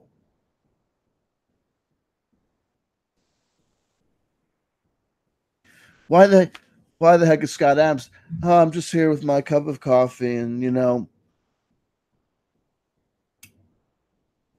okay, I know all the liberals with their Trump derangement syndrome always go crazy when, for a group of people that hate fascism so much, they love to talk about it. Why do people love to talk about fascism? Maybe because we're scared of fascists. You know what I mean? If you really want to get an SJW all crazy, if you really want to have fun with your liberal friends, just next time you're at a party, just tell them how much you respect the separation of children at the border. You'll quickly learn the power of words. You don't need to hit anybody. Just say something shocking and crazy to them that makes them think that you're a sociopath with no soul. Over the bray. You know what I mean? That's an icebreaker. Scott Adams throws shade on Q. So the microcosm mirrors the macrocosm, mirrors the meta macrocosm. Things are happening in politics and people are needing to step away from their pre-existing fantasies.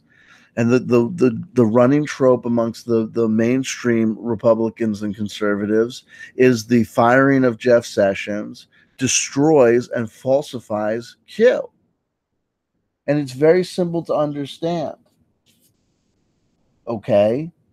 If you read your Bible, if you read your King James Bible, okay? There are certain things in the Old and New Testament that are inscrutable if you're not a believer, where the apologetics will ring absolutely hollow and foolish if you're not a believer or if you're not willing to extend a very large theological and cosmological and psychological courtesy to the believer to allow for the justification of souls burning in eternal hellfire, or the propriety of keeping people enslaved, but only for a certain amount of time. And if they're a Jew, only a certain amount of time. And if they're not a Jew, well, for a little bit longer, and putting an awl through their ear if they're your slave, because, hey, how else are you going to know? And things like, well, if you rape a gal, you got to do the right thing and marry her. Certain things that might make sense in a cultural epoch, but that you couldn't say or have a hard time saying were attributable to an eternal, absolute, just, and golden power. But there's some things in the Bible that, though they are couched in the same language of mythology and myth and magic and spirit and metaphysics, though they address things like prophets, still make logical sense that anybody, believer or non-believer, can look at and say, if they can get over the language and the strict knowledge of what these words mean and just know it and understand it for what the message is being communicated, can see What does the Bible say about prophets of God? How can a person know that someone is truly a prophet of God? It's very simple. If they prophesy in the name of the Lord and their prophecies come true, each and every time that they prophesy, then what you got there is you've got a true prophet of God. God is perfect. A prophet of God speaks the word of God. The word of God is perfect. Therefore, the predictions of the word of God, the predictions of the true prophet, always come to pass. How do you know a false prophet? How do you identify a false prophet? You will know the tree by its fruits. If the prophet comes forward and says, I prophesy in the name of the Lord, I prophesy in the name of that which is most high, and I tell you that Jeff Sessions is going to lead the military tribunals against the deep state, and everything's going to be good under the sun, and Q is real. Or if they say, the Lord has spoken to me, and Barack Obama will not be president of the United States, but only if we get to those ballot boxes and really work on it. Republicans, come on now. Black guy in the white, come on. That's not what?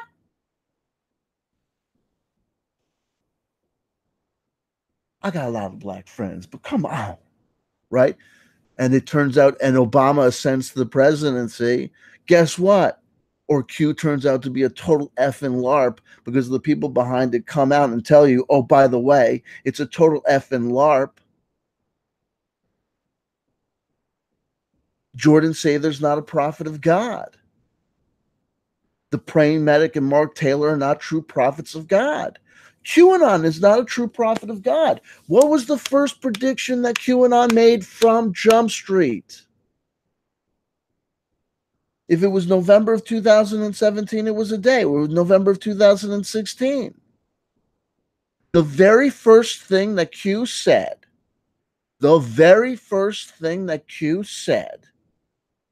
was that Hillary Rodham Clinton would be arrested within like a week or 2 weeks. I don't know if you've paid attention to the news lately. That hoe is straight up strolling down Main Street. She's got speaking gigs. Everywhere she goes, there's plenty of chicks to be like, Hillary, boom, we love you. And she's like, yeah, what are you going to do? You know what I mean? And if the backseat rumors of her be true, you know she's getting slice after slice after slice after slice of high grade, right?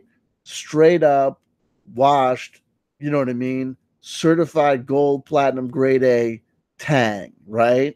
She's swimming in it. Clinton can go do whatever because if the rumors of Hillary Clinton, the nice rumors about Hillary Clinton are true regarding her backroom antics, her and Uma are like living up there like friggin' like, you know what I mean?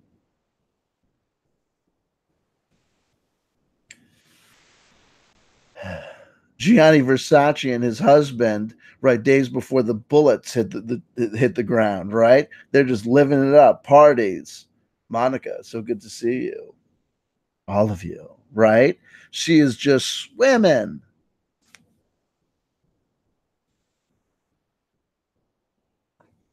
Guys from Goldman Sachs walking by her slowly with envelopes. Hey, what's up? Good looking out, Johnny. Get him next time. Maybe not me. Some bitch is gonna do it one of these days. All right. Keep it real. You know what I mean? They're just straight up rolling. She's doing fine. Meanwhile, Mueller's is arresting everybody, indicting everybody under the sun. People are already going to jail. You know what I mean? Like, wake up and smell the Sanka. I'm not saying that, you know, you can't be a Republican and be a legitimate person with legitimate, you know, beliefs, that you can't be a conservative with a legitimate position and legitimate beliefs. But I'm saying you got to see things for what they are, because if you live in Fantasyland catches up with you. They're never going to catch me. Work has no idea what I'm doing. Work has no idea what I'm doing. Work has no idea what I'm doing. Dave, we're going to need to talk to you about your expense accounts. And are things okay at home? You know what I mean? You can't beat things all the time. Eventually, life and karma catches up with you. And it's so crazy and funny that all these things are happening with Q right at the same time that Jordan Sather, who just friggin' committed the ultimate online investigative sin of doxing another human being, is being exposed to the world to say, what's his army behind him? His 66.8 thousand followers? He doesn't have those followers. Those followers don't exist. Those followers are ones and zeros. Your mythology is catching up with you, young man. And without the miracle mythology of Q, what are you? Your best friends are your biggest competition if you don't have Q. You dumbass backwards baseball cap. Grow up, son. What are you, 5? Well, should I get you some Oshkosh Bagosh overalls to go with that ridiculous backwards cap? Grow up. You let $3,000 that could have gone to the charity of your choice just fly by because they don't want to debate you. They want to antagonize you. No, I want to debate you. And even if I wanted to antagonize, you can't be antagonized for 2 hours to the tune of $3,000 for charity. I guess you're not that good a person. But whatever. That ship has sailed. And so now you're going to be famous as the guy, right? Who appeared in that movie that no one's going to talk about, Above Majestic. Talking about Q, Q, Q, Q, Q. Except Gorka. And Scott Adams are talking about Q being trash. Now, I know that there's the dedicated following, the true blue Q believers are going to stand by it. But guess what? The majority of Republicans don't listen to Q drops. But they do love Scott Adams. You know, I think he's a Jew, but no, I'm teasing. I'm making fun. And they like Seb Gorka. And they love Donald Trump, but they don't. That doesn't mean they love everything associated with Donald Trump, like Q, a ridiculous fantasy that's fallen by the wayside. Just fallen by the wayside. So karma is one of those funny, fantastic things. And the macro, as above, so below, and the microcosm is as of the macrocosm, and the two reflect each other in a beautiful, wonderful, spontaneous way. And here we are swimming in the land of interaction, knowing better watch out, and knowing that we better be good people, because if we're good people, maybe good things can come and shine out. And maybe the microcosm can reflect something good into the macrocosm. And maybe it's just a powerful lesson. But for all this information going viral, why isn't Disclosure Fest popping up? And David Wilcock is literally saying on Twitter that Above Majestic is the bravest film and the boldest film about disclosure ever made.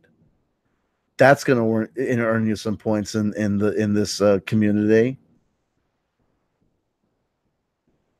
And how about this video that they did with the third phase of the moon, where third phase of the moon is asking questions, and then it cuts to David Wilcock in a professional sound studio, literally doing camera takes, like this. And the thing about Above Majestic is, cut to a different camera angle.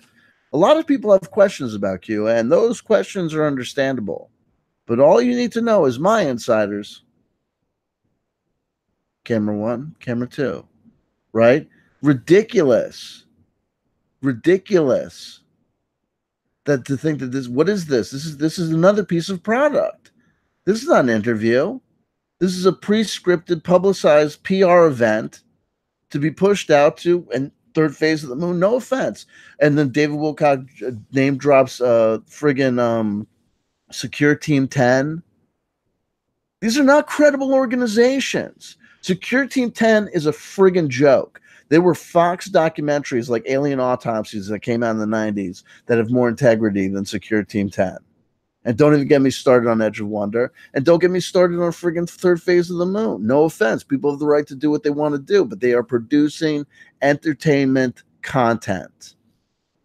These are not journalists who are kicking ass and taking names to get to the real truth about disclosure, the real truth about politics. We're asking really probing questions, questions that need to be answered by people who are not just reporting the story, they are the story. David Wilcock, Kerry Cassidy, Bill Ryan. God bless these individuals, human beings, children of God, children of the goddess, children of the universe, no better or no worse than me when it comes to fundamental wonderment of the human nature, but they are not reporting the stories. They are the stories. They're totally involved, being gatekeepers and kingmakers, authenticating, promoting. Jimmy Church, the same thing. He's going to come out and he's going to make an anti-doxing statement that puts the light straight on Jordan Sather. That's fine that he made that statement. And the very next statement he's saying, okay, guys, this is getting a little out of hand. So take it like a kind of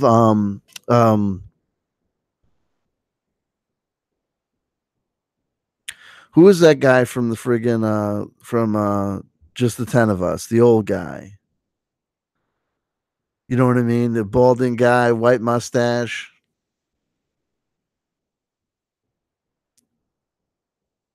So, what was his name? Who am I thinking of? The he was in the Pelican Brief with Denzel Washington. He was like the grandfather. He looks like the guy in the Quaker Oats box. Help me out, live chat. He's also a Walt. I think he's a Walter or William. He was the guy. He had friggin' he was the guy diabetes. He had diabetes and was talking about he was like doing the thing for the one touch. Wilford Brimley. Wilford Brimley. Thank you. Right? Who was it? Who was I saying was the Wilford? What was I gonna say was the Wilford Brimley of Jimmy Church, trying to come off as halfway between the Wilford Brimley and friggin' Howard Stern of friggin' or Oprah Winfrey of the disclosure UFOlogy movement. Okay, guys, we've had our fun, but this is getting out of hand. People have been doxxed, and that's bad. But take it from your cousin Jimmy. It's time to call a truce. You don't get to call a truce, Jimmy Church. You make one positive statement on Twitter. You make one positive statement on Twitter against Jordan Sather, not naming him by name, but just saying that what he did was wrong. And you think that you're going to get to call a truce when you're sitting up there in your ivory tower? No, we get it. You want the world to go back exactly as it was and exactly normal. And I don't blame you. This is not a if it is a passion for you, whatever, it's also a business. Hey, you're a husband, you're a father, you got kids you're going to try and put them through college. You got to do this thing. You're going to keep a good thing going. I don't blame you for that. I don't blame you for being who you are, but you are who you are. You're operating in a for business and a for-profit operation whose ultimate desire is not the exposing of truth, but whose ultimate desire is to sit there, drink unlimited cups of coffee, smoke unlimited hits of weed, and have a blast living the high life, right? No pun intended. Talking to guest after guest about mystical, magical things. That's fun and entertaining. I don't blame you. That's great. That's a good life. That's a good life. But no offense. You've been encouraging people to believe in this stuff like this stuff is real. And if people believe in this stuff like this stuff is real, it's hard to make jokes about it. And it's hard to just walk off getting doxxed, right? Having your life and livelihood and the livelihood of your loved ones put and safety of your loved ones put on the friggin' line. Your physical address, the way the direct line to you to harass you online, where it'll stay for friggin' ever. And if you cared to open your eyes and do actual research into what's going on in this world, you'd come across the testimony of Groovy Bean, who would tell you that not only are these people involved in potentially doxing people, they also engage in serious gaslighting and besmirchment of people who have legitimate health problems. They punch down at people that are weakened by the natural state of affairs, you scumbags. And these are people that you friggin' carried water for consistently. You got involved, Jimmy Church. You absolutely got involved.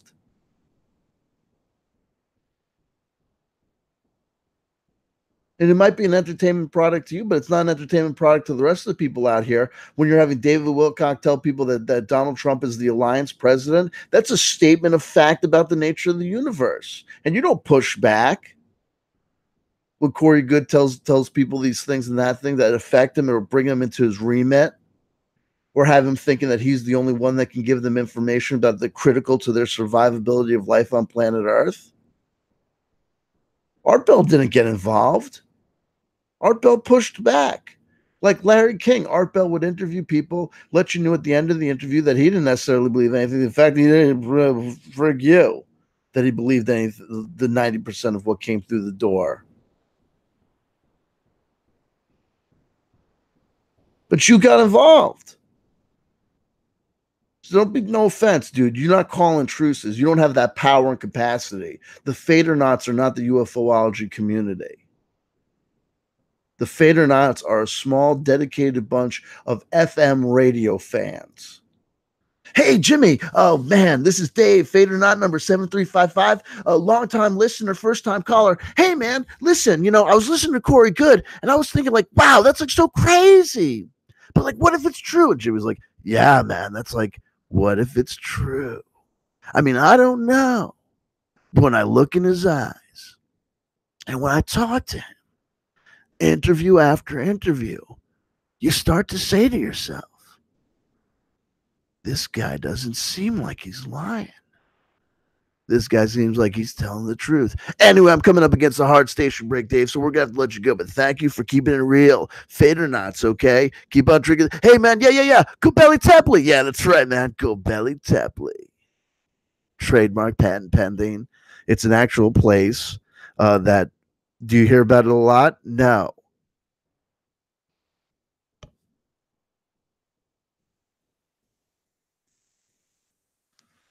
Calling the truth, dumbass. Go back to taking calls from the friggin' same 27 people in the live chat over on Spreaker, the same 35 people that call you in every time that you know by name. You just keep on, go back to that world and do it. Okay? No offense, oftentimes my numbers are just as good as friggin' Fade to Black on YouTube. So God bless you. And meanwhile, Teresa Nares is over there. Fantastic. Hey, great.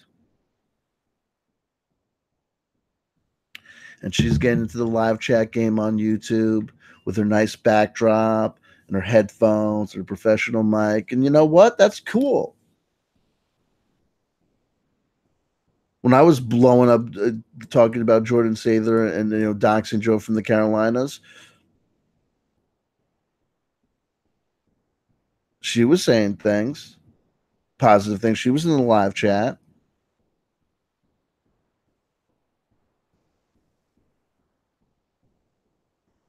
Have I heard from her lately? No.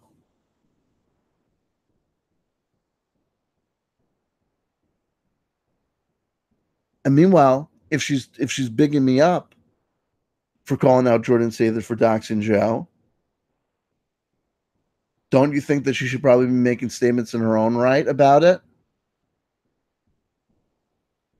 Don't you think that she knows things, that she could say things about how all these people that just so happen to run afoul of Corey Good when she was living right near him, when she was for a while spending time and hanging out at his place so much that he was thanking her for helping his family move?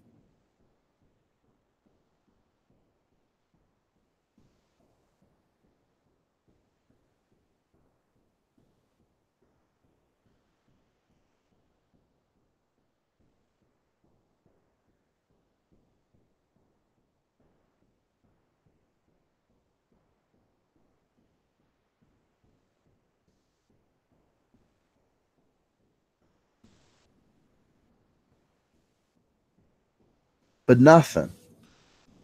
Just business as usual. Talking about Rendlesham. God bless you. Again. in a happy-go-lucky, everything's fine sort of way. Let's talk about my labs. Let's talk about alien abduction.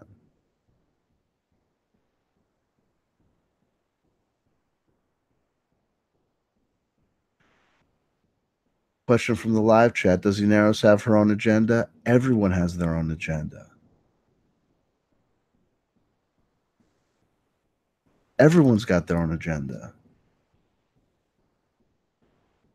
I've got mine.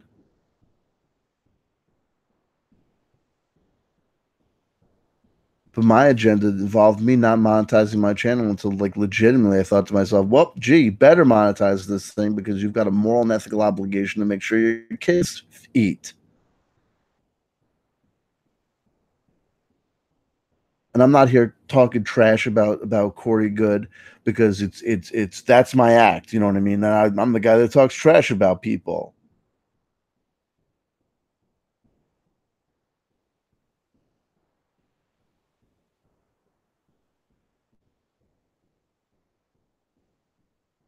You know what I mean? My agenda is friggin' truth. It really is. That's what I care about. And I care about the fact that there's legitimate people who have legitimate terrifying experiences around these alien abductions and these MyLab experiences, and it's too real for those people. Though I may have questions whether all of the activities that happen to them in their universe happen in my physical universe. This is not fun and games. If we're talking about the president of the United States and the president of the United States being the alliance president, if we're talking about the actual existence of a secret space program that is the proof positive end result of trillions of dollars and your tax money being taken without your consent and being put to operations and agendas that you haven't even been informed about, that's not a laughing matter.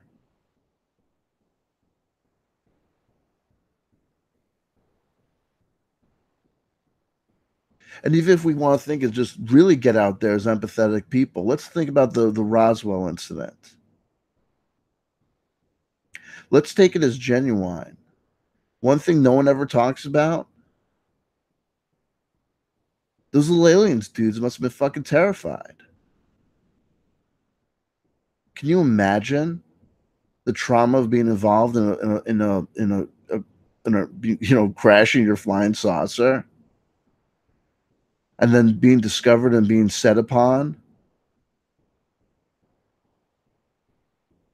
by humans?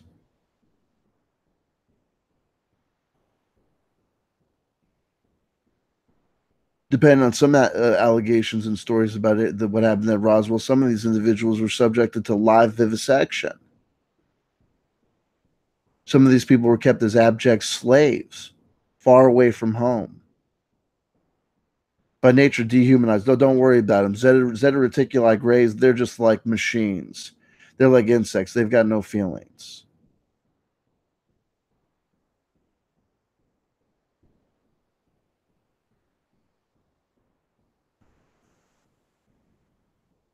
On some people's accounts, they do have feelings. On some people's accounts, there's hybrid babies that are half Zeta reticuli and half human beings. And the Zeta reticuli are doing what they're doing because they're trying to preserve their race and keep on going in the desperate fight of not blinking out from the existence of the universe.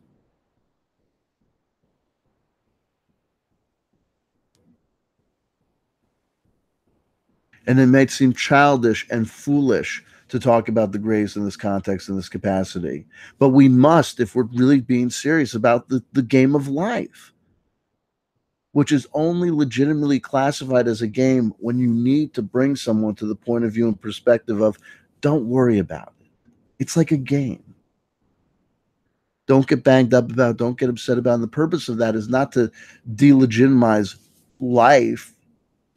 It's to refocus a perspective and to change a perspective from someone who needs to be told that life is just a game because they're coming to this guru, that guru, and bending the knee at every other place because they're in a desperate fight and attempt to find meaning in the world, and they're having existential ennui and stress, et cetera, et cetera, et cetera.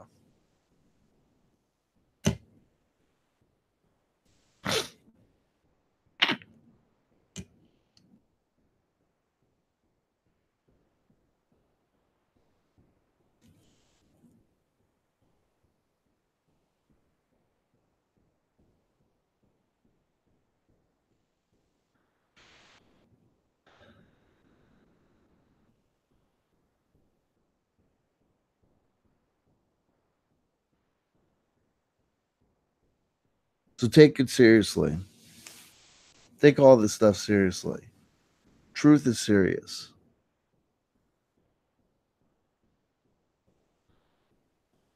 And we're fighting for everybody, even the enemies and adversaries, because this is not going to turn out well for them.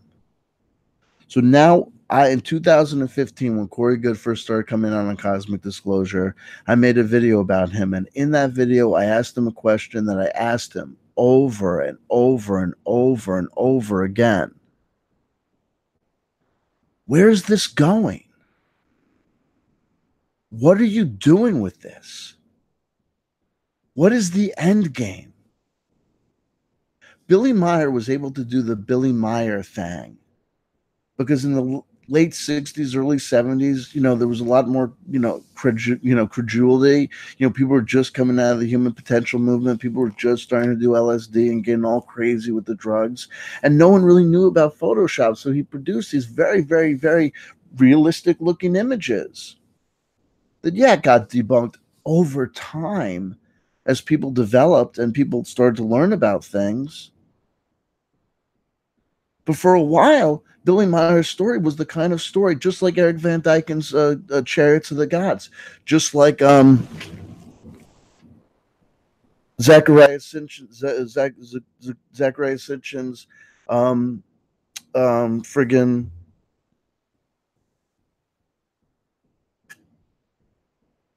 yada yada sis boom ba. That was the name of his frig book. Whatever. When you're a college kid smoking dope, you read these things, you've got no antibodies against this stuff. I remember, I tell the story all the time. I was a little kid, a little kid.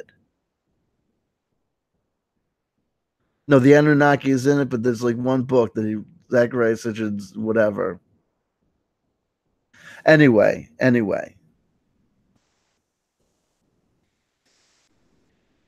When I was a little kid, I saw a Chariot of the Gods come out. I don't know. I can't remember if it was a VHS tape that somebody's parents had rented, or whether it was shown on a TV channel.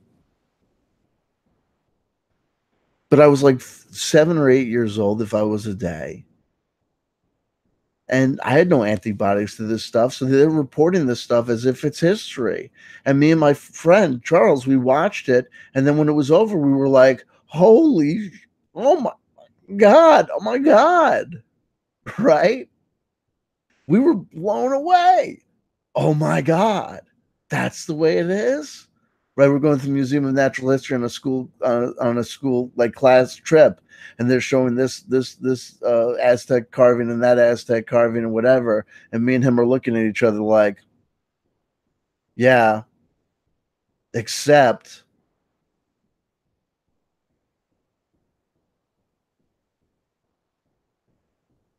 there you go.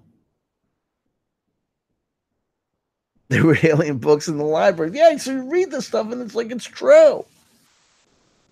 But they were able to do that. George Adamski at the time that he was alive, and the people when they wrote the Urantia book, and all the things that happened with the law of one channelings that a lot of people need to remember happened in the 80s, the 1980s, where the New Age community, the tropes and the rules about high vibrational diets and all that stuff had already been clearly established. People already knew what they knew higher internet dimensional beings and entities would say about things like sex and love and fornication and drug use, and how to understand Jesus, or aka Sananda, and what a high vibrational diet is, and what the purpose of life was to be, and what was going to happen next.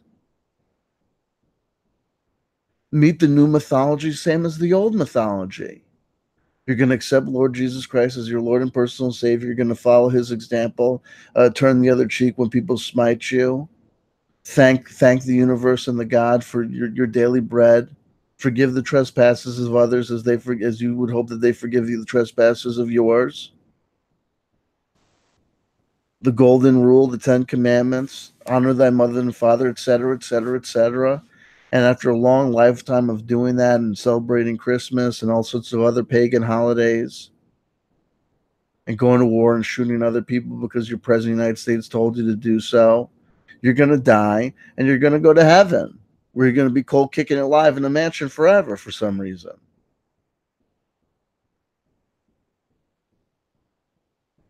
With grandma and Spot and everyone, it's going to be great. And if you get bored, don't worry about it. You can always look downstairs at the poor souls being tormented in hell, self-satisfied that you made the right decision and they made the wrong decision. You may have fucked all those gals in high school when I was just minding my business and being a virgin until marriage, but look at you now. Look at you now. Well, I'm sitting up here with this brand new harp. Dring, dring. Suck it.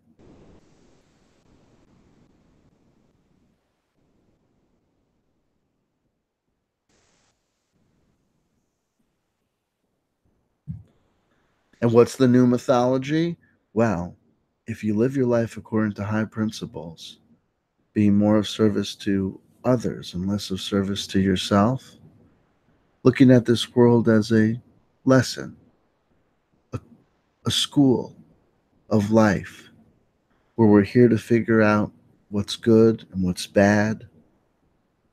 Thank you so much.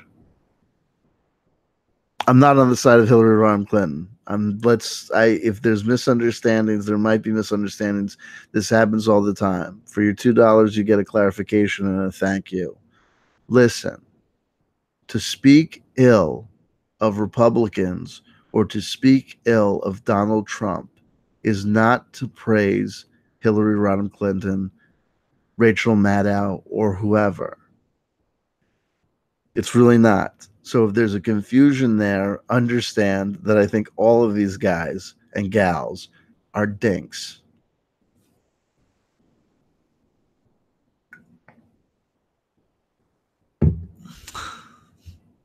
Maybe Brussels getting a shout out. Jesus. Anyway, so be more of service to less of service of self and more of service to others. Eat a high vibrational diet. Bring peace onto the world. If someone spites you, turn the other cheek. Remember the lessons of the old books because there are truth there, though they get misinterpreted over time. But if you learn the right way to live your life and live a life of compassion and understanding, you will ascend to the higher dimensions where you will become accustomed and be freed from the fear and anxiety of life and death, the struggles of money, and the concerns with feeding the body, because you will go beyond the body. You'll be free from those concerns in a heavenly angelic plane. But woe be those to us, like our parents who just don't understand, and our ex lovers who took all of the James Taylor albums. That dealer that totally used to tax the bag. My sister who thinks she's so much better than me because she went and graduated college.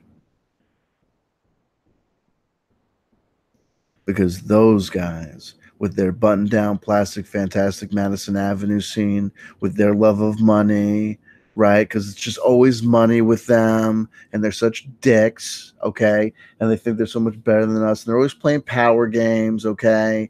And they're real jerks, you know what I mean? And they're like, you know what he actually said? He actually said that if he had to do it all over again, he would vote for Nixon again. Well, those guys are going to go to a lower dimensional hellscape. Not because we want them to, but because that's just the way that it is. You see, heaven, ascension, going to hell, trapped on this prison planet for another life incarnation. Beware of demons, beware of life reviews. It's all, these are all tools, they're all metaphors. Hold on.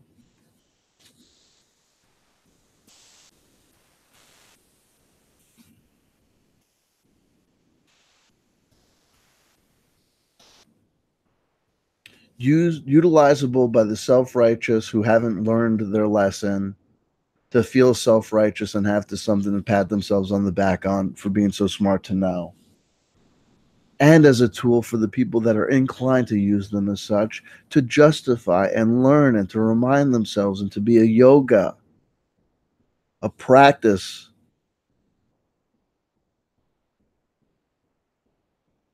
a sadhana of compassion to not only your fellow human beings, but fellows, all travelers on life, whether they big or small, insect or alien, right?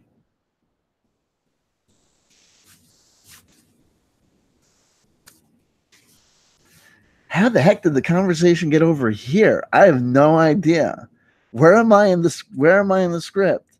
What am I doing? We've done Q. What the heck is the name of this freaking thing?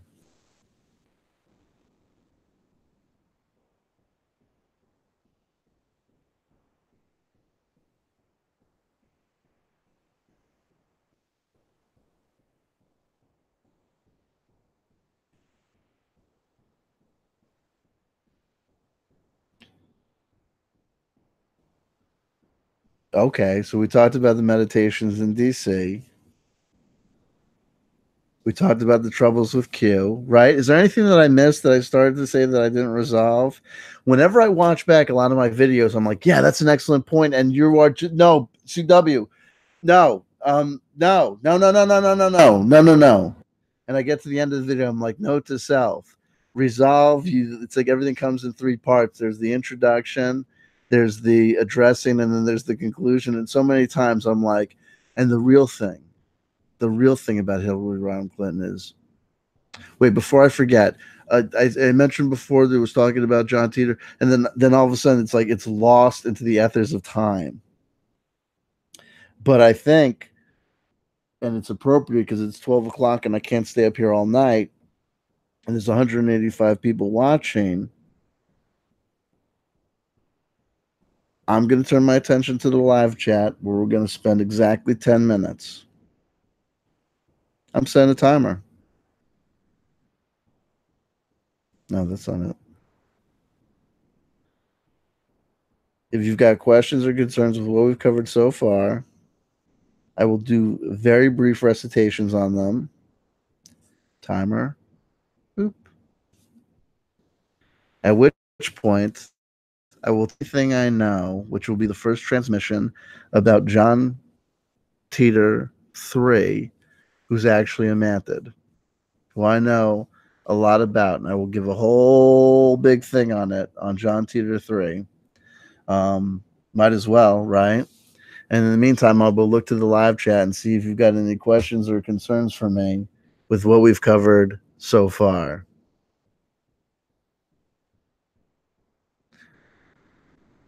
Oh, Reemsey, CW, any idea if Joe will come back and make videos?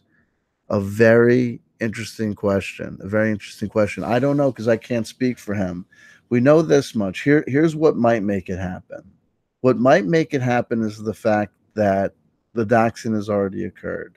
Having said that, knowing that that information is out there, and knowing that was a big concern of his, knowing that that shoe has dropped, I don't know if he will continue to make videos. I don't know if he'll take his channel down. It would be a shame if he did because he was truly an excellent YouTube content creator. Absolutely. And I thought he was doing, good service. I think he's probably at least going to try and figure out if there's any blowback from this. And if it turns out that Jordan Sather goes away, or if it turns out that the smoke clears, he might come back and start doing videos again. You know what also might happen? This is totally something that might happen, is that he might continue to make videos, but in a different capacity. He may make long form documentaries about these subjects. He might make arrangements to set up and do research and interviews and then give that information to third parties. I don't know. Do you know what I mean? I haven't spoken to him about that, though I've spoken to him since this whole thing has gone on. And he's shaken, and there's investigations going on. What happens next? I don't know. I really don't know. It would be a shame if we lost him as a YouTube content creator. He had an excellent voice, wonderful demeanor, and he's a good guy. Have I seen Steven Duran asks, have you seen Above Majestic yet? No, I haven't. In fact, though, next question is Reemsey, what me and you and Omni were supposed to friggin' get together and watch that video. And we never did. What's up with that, homie? I've got multiple links that people have sent me. I'm eventually going to see it, even if I have to plop down the money and watch it on Netflix or whatever, because obviously I'm going to have to cover it. But look, I mean, I've seen these guys talk all the time, and I've seen enough of the previews. In fact, having seen the hour and 20-minute friggin' interview on Third Phase of the Moon, I have what new information have I not seen? What are they going to say that I don't know already? Having watched all of this Ancient Aliens, having been tuned into David Wilcock since the late 1990s, there's nothing new under the sun. Having followed Corey Good since 2015, what am I missing if I haven't seen it? Is there new information there? No, it's all the same old stuff. Cliff High says, CW, how do you feel about the Sufi teachings? The Sufi teachings are very fascinating. I will admit that I own more books about Sufism than I've read about Sufism. It's an intriguing concept. I've had the opportunity in my life to talk to multiple people where Sufi practices are central to their practices and traditions. I've actually at one point met an individual who was part of an organization that was like an offshoot, I guess you could say, of Sufism called Subud, I think was what it was called. So Sufism is very fascinating. I know about the teachings of the poetry of Rumi, and things like whirling dervishes and stuff, and different things like their influence on the work of Gurdjieff, I think is prominent. So I know about them, though I wouldn't say that I'm in any way, shape, or form an expert. But it's on the to-do list. I've made a promise to myself, to, as part of my spiritual practice, as part of my faith and the exercise of my faith, trying to keep myself on the straight and narrow, trying to keep myself focused on what's above rather than get mired down in the delusions of what's below. I've made a commitment to every day read spiritual texts. And so I definitely have, books on Sufism and first primary sources on Sufism, and I would love to learn more. So that's how I feel. I feel as though, like any spiritual thought, idea, or theology, it's of extreme value. Sufism, like Buddhism, and certain, it's very hard to get banged up about Sufism. There's certain religions and faiths, like Appalachian snake handling, or Christian identity movement, that it's very easy, or extreme fundamentalist Wahhabi Islam, where it's very easy to get to identify the problems with the faith and the practice, and to see it or to think about it as being problematic. Less so, you're less inclined to do that with things like Pure Land Buddhism or Sufism. You know what I mean? It's hard to imagine Sufis like, what's happening? The Sufis have come. They're taking over everything. They're killing everybody. They're Sufis. You know what I mean? Breach 123, morals of calling out a liar. This is a very, very good question and a very, very important question. So doing what I do, I'm constantly confronted almost on a daily basis by people who have a fundamental concern. Okay, why are you doing what you're doing? Just live your life. Why? You can't have it. You say that you have your own religion. You say you have your own spiritual practices. Why don't you talk about that instead of talking trash about David Wilcock and Corey Good? The actions that we undertake have influence and power around the world, or in the world around us. So too do the actions of the people around us have effects on us. Corey Good and David Wilcock exist in my world. They exist close in my world.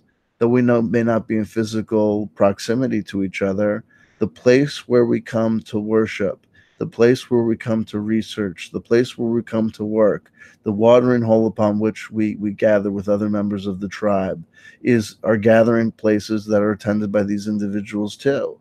So if they're pissing in the Commonwealth, if they are doing things adverse in my area, and if they're doing things that I think can be identified as being a harm to other members of the community, what's the morality of not speaking out against these things? It doesn't, to fail to speak against Corey Good is to fail not only myself, because I don't honor my own integrity and my own intelligence to be able to correctly identify something which is problematic to me. I also fail the community because I don't serve to protect the hygiene of the community or provide a prophylactic against comment or evil, or I don't present alternative points of view that can be thought about and contemplated by anyone who's thinking or contemplating the works of Corey Good and trying to come to their own gnosis, knowledge, and intimate understanding of their truth. And I also do a disservice to Corey Good and David Wilcock because they are playing with fire. The wages of sin are hellfire, whether understood as metaphorical myth or whether understood as the torment that visits upon those which have done wickedness and evil, whether it's in the form of an actualized jail cell or a mental jail cell, painting yourself into a corner where you can only do things like endorse Q, even if it's adverse to your natural heart instincts, because that's where the money's going or what have you.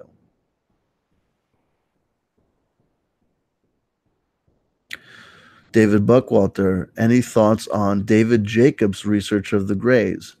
I don't know because I'm not familiar with the work of David Jacobs, though I might be familiar with the work of David Jacobs. A lot of people, I'm very bad with names, so a lot of these people, like, is David Jacob? I know there was a guy that was working in intimate association with Bob Mack before Bob Mack and Bud Hopkins passed away. Who is that? David Jacobs, who does the past life regressions and does the support group for people who have been visited by aliens. Is that David Jacobs? If so, I like him as a person. I've always found him to be entertaining, though I've got certain questions about how he interacts with the information.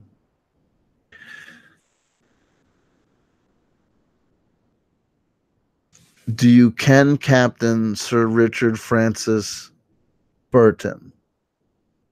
I can't say that I do.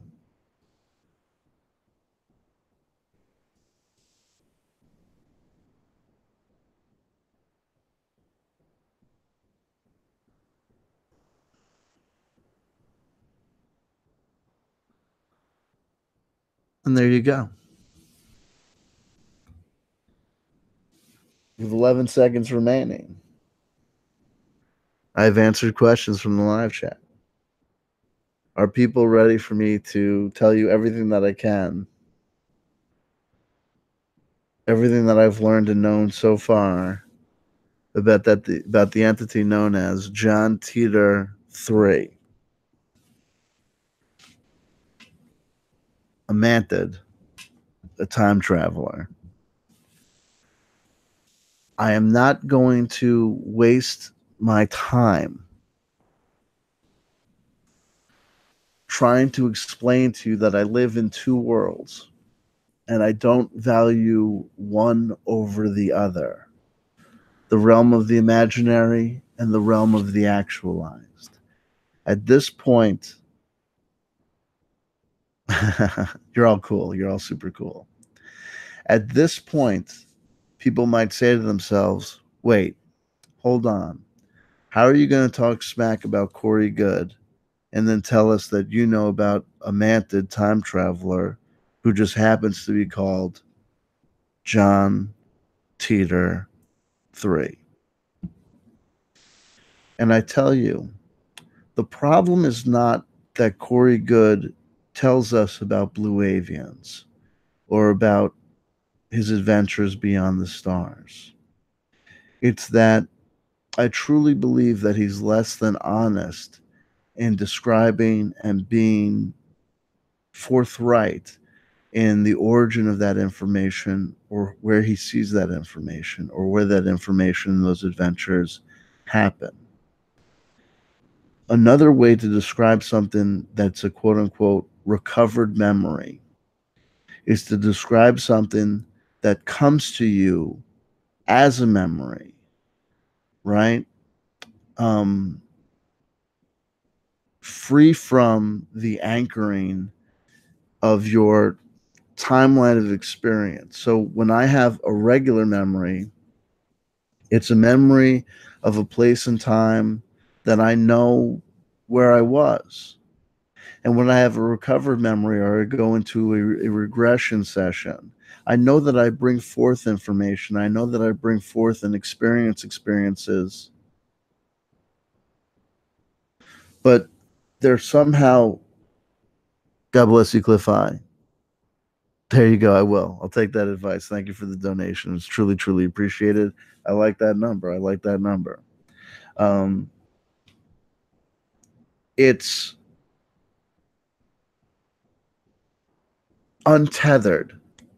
Being untethered from the timeline makes it mysteriously like more like a dream recalled than an event recalled. And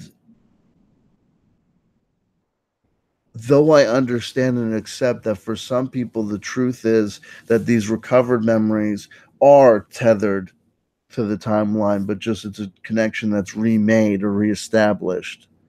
I say, having had the opportunity to speak to these people, like having had the opportunity to speak to people who believe in the power of witchcraft or magic, or the power of gurus, or the notion of having met someone who's truly, quote unquote, enlightened, truly, truly a master.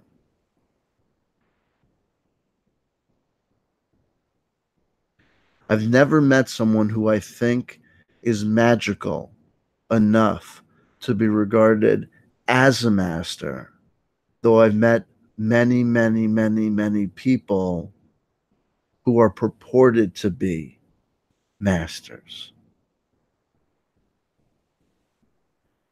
Though I have seen in my life the fact that magic does work, the work works.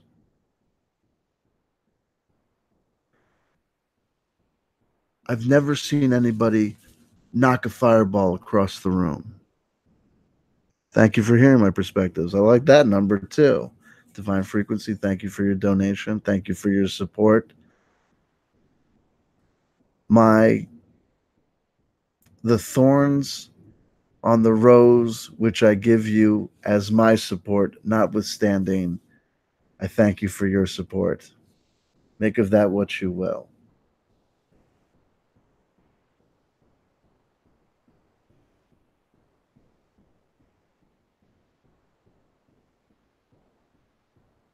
I've never seen someone toss a fireball across the room,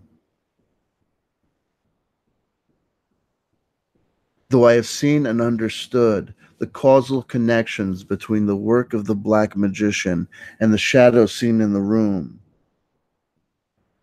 that is real enough to knock down books and to ring doorbells.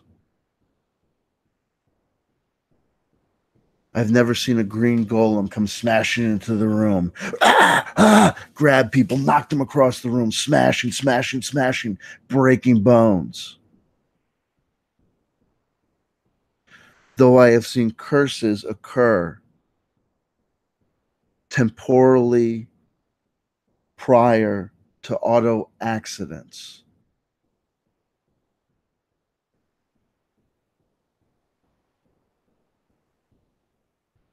I've never seen Hollywood special effects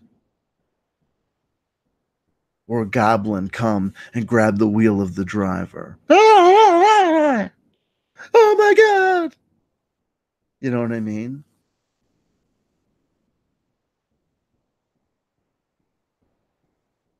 Do you know what I mean?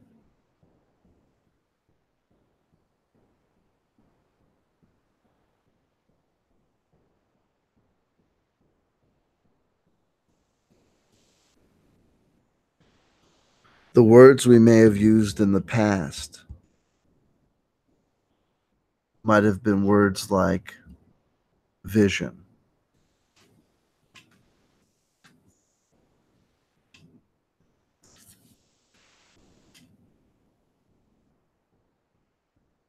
or revelation, or angel, or devil, or demon, or ghost.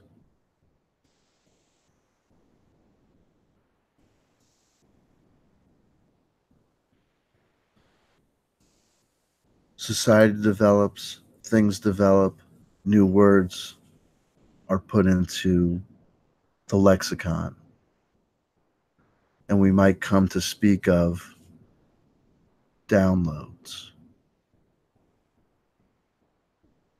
spirit guides,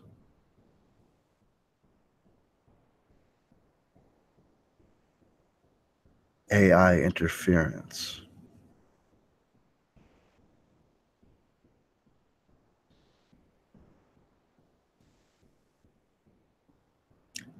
And we might live in a world where the work of the witch doctor, crone, necromancer, and shaman may have given way and superseded into the works of the certified third level Reiki master, or the certified crystal light bed healing consultant, or past life regression hypnotherapist counselor, PPP LLC 993, whatever the designations, these magical letters that come behind names on business cards, the scrolls of today,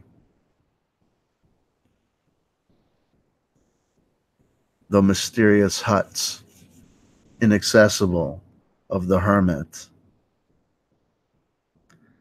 have now been replaced by the out of the way, unupdated WordPress blog.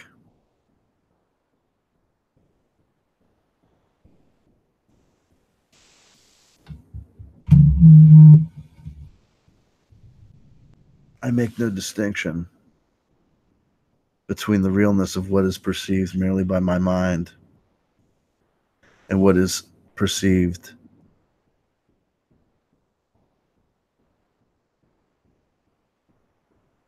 by my body.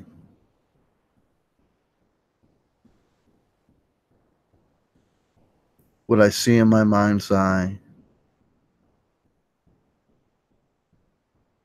has a value not greater than what is perceived with my physical eyes, just different. So I will tell you information that I did not experience with my body. I went to no place with this body. I did not leave the confines of the beautiful state of New Jersey, the Holy Land, today.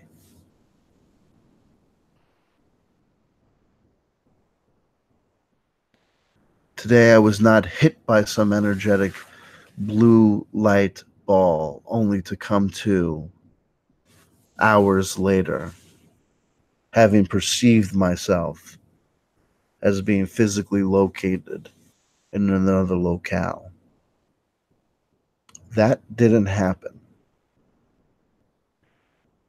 But that notwithstanding, while performing the simple activity of cleaning the house, information was visited upon me that I did not actively conjure up. Distinct from the activity of sitting down with a pen and trying to write a poem or trying to come up with a treatment for a Hollywood film. Independent of the desire to engage or to stimulate my mind by daydreaming or imagining.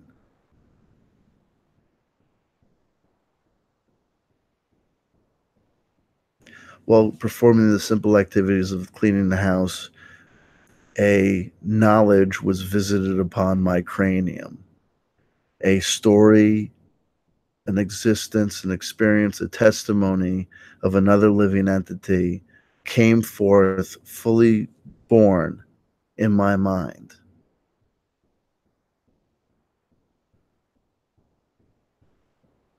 And it's happened before, and God willing, it'll happen again.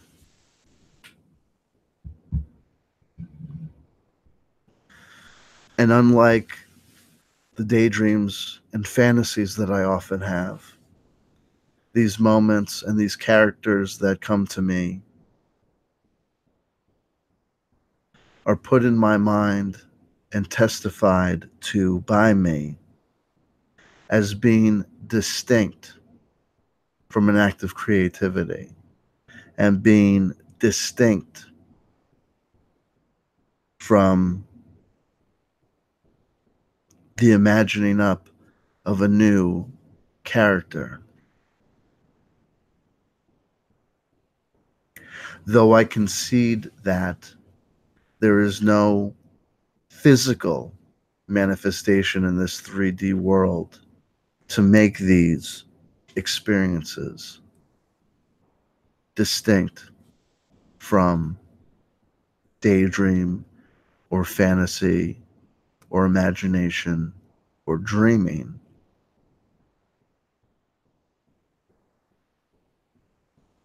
Words fail me at this moment because there's no word that I have to successfully contextualize and communicate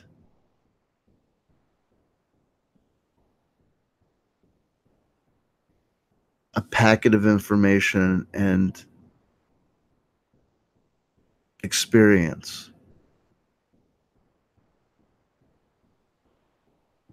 that is physically indistinguishable from a daydream or a musing, but which I experience and know to be categorically different.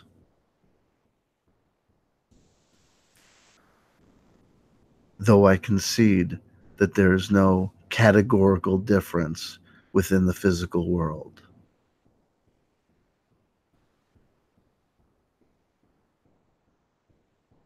Those are the words I can say.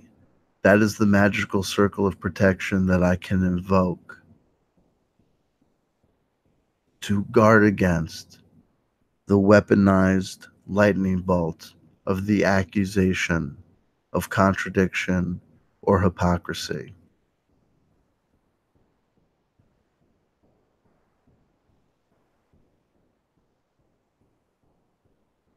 I met John Titor 3 today. John Titor 3 is without a doubt a member of my team, which also includes such luminaries as Fatback Cactus,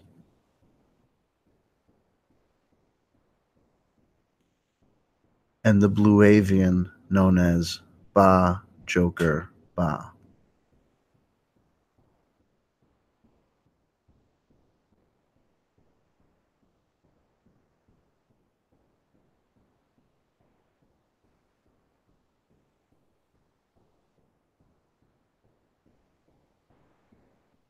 The introductory ceremony of casting the magic circle of philosophical distinction and conceit to the existence of the rational physical world having been performed, I will now bring forth the tale that I learned today.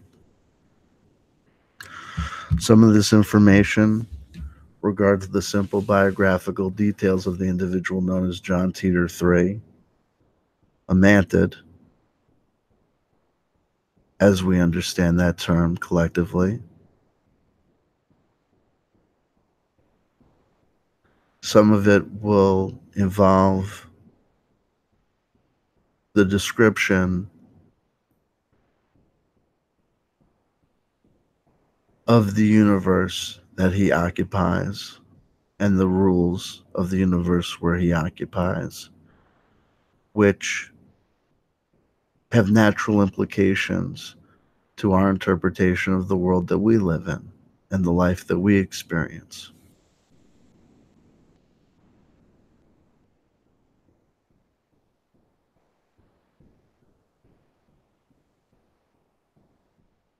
Some of it will also involve the introduction briefly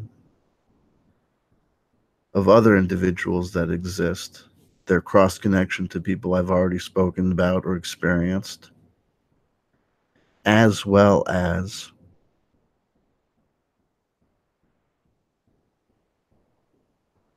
information that I guess has implications for our interpretation of real world events as they unfold around us. Simplified, there will be statements about the individual, about the rules of the universe, and how it works. Interdimensional time travel.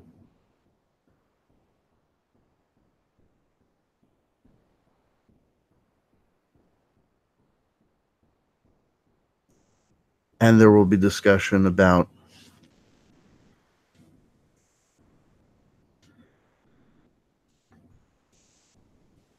the historical context in which these events occur and in which these people live their life.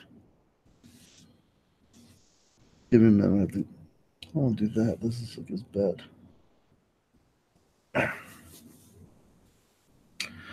Desiring not to disturb Arlo's bed, which is, well, he's not there now.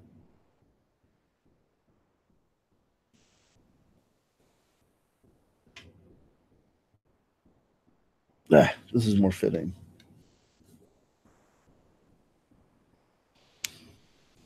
It's cold down here in the basement of Jersey.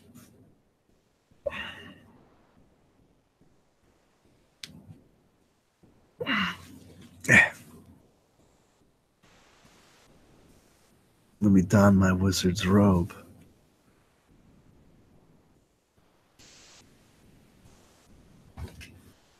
As I tell you the tale of John Titor 3 from Lying 'em Dying. John Titor 3 is a Mantid, a time traveler, an interdimensional traveler, though he did not travel voluntarily. One day he found himself on his home planet living his life, merely existing from moment to moment. In fact, at the time of his great transformation, at the time of his great abduction occurring, he was in a cheap restaurant. I'm tempted, based on my vision of the scene, to say it was his world's equivalent of a greasy Chinese restaurant. You know the kind. You know what I mean, with the pictures on the lit pictures on the back behind the counter that don't look anything like the food that will be served to you, right? These places that bear names like Great Wall, you know what I mean, or Panda Garden, you know what I mean, or Jade Cafe, you know the type. You know what you're gonna get. You get what you get, and you don't get upset.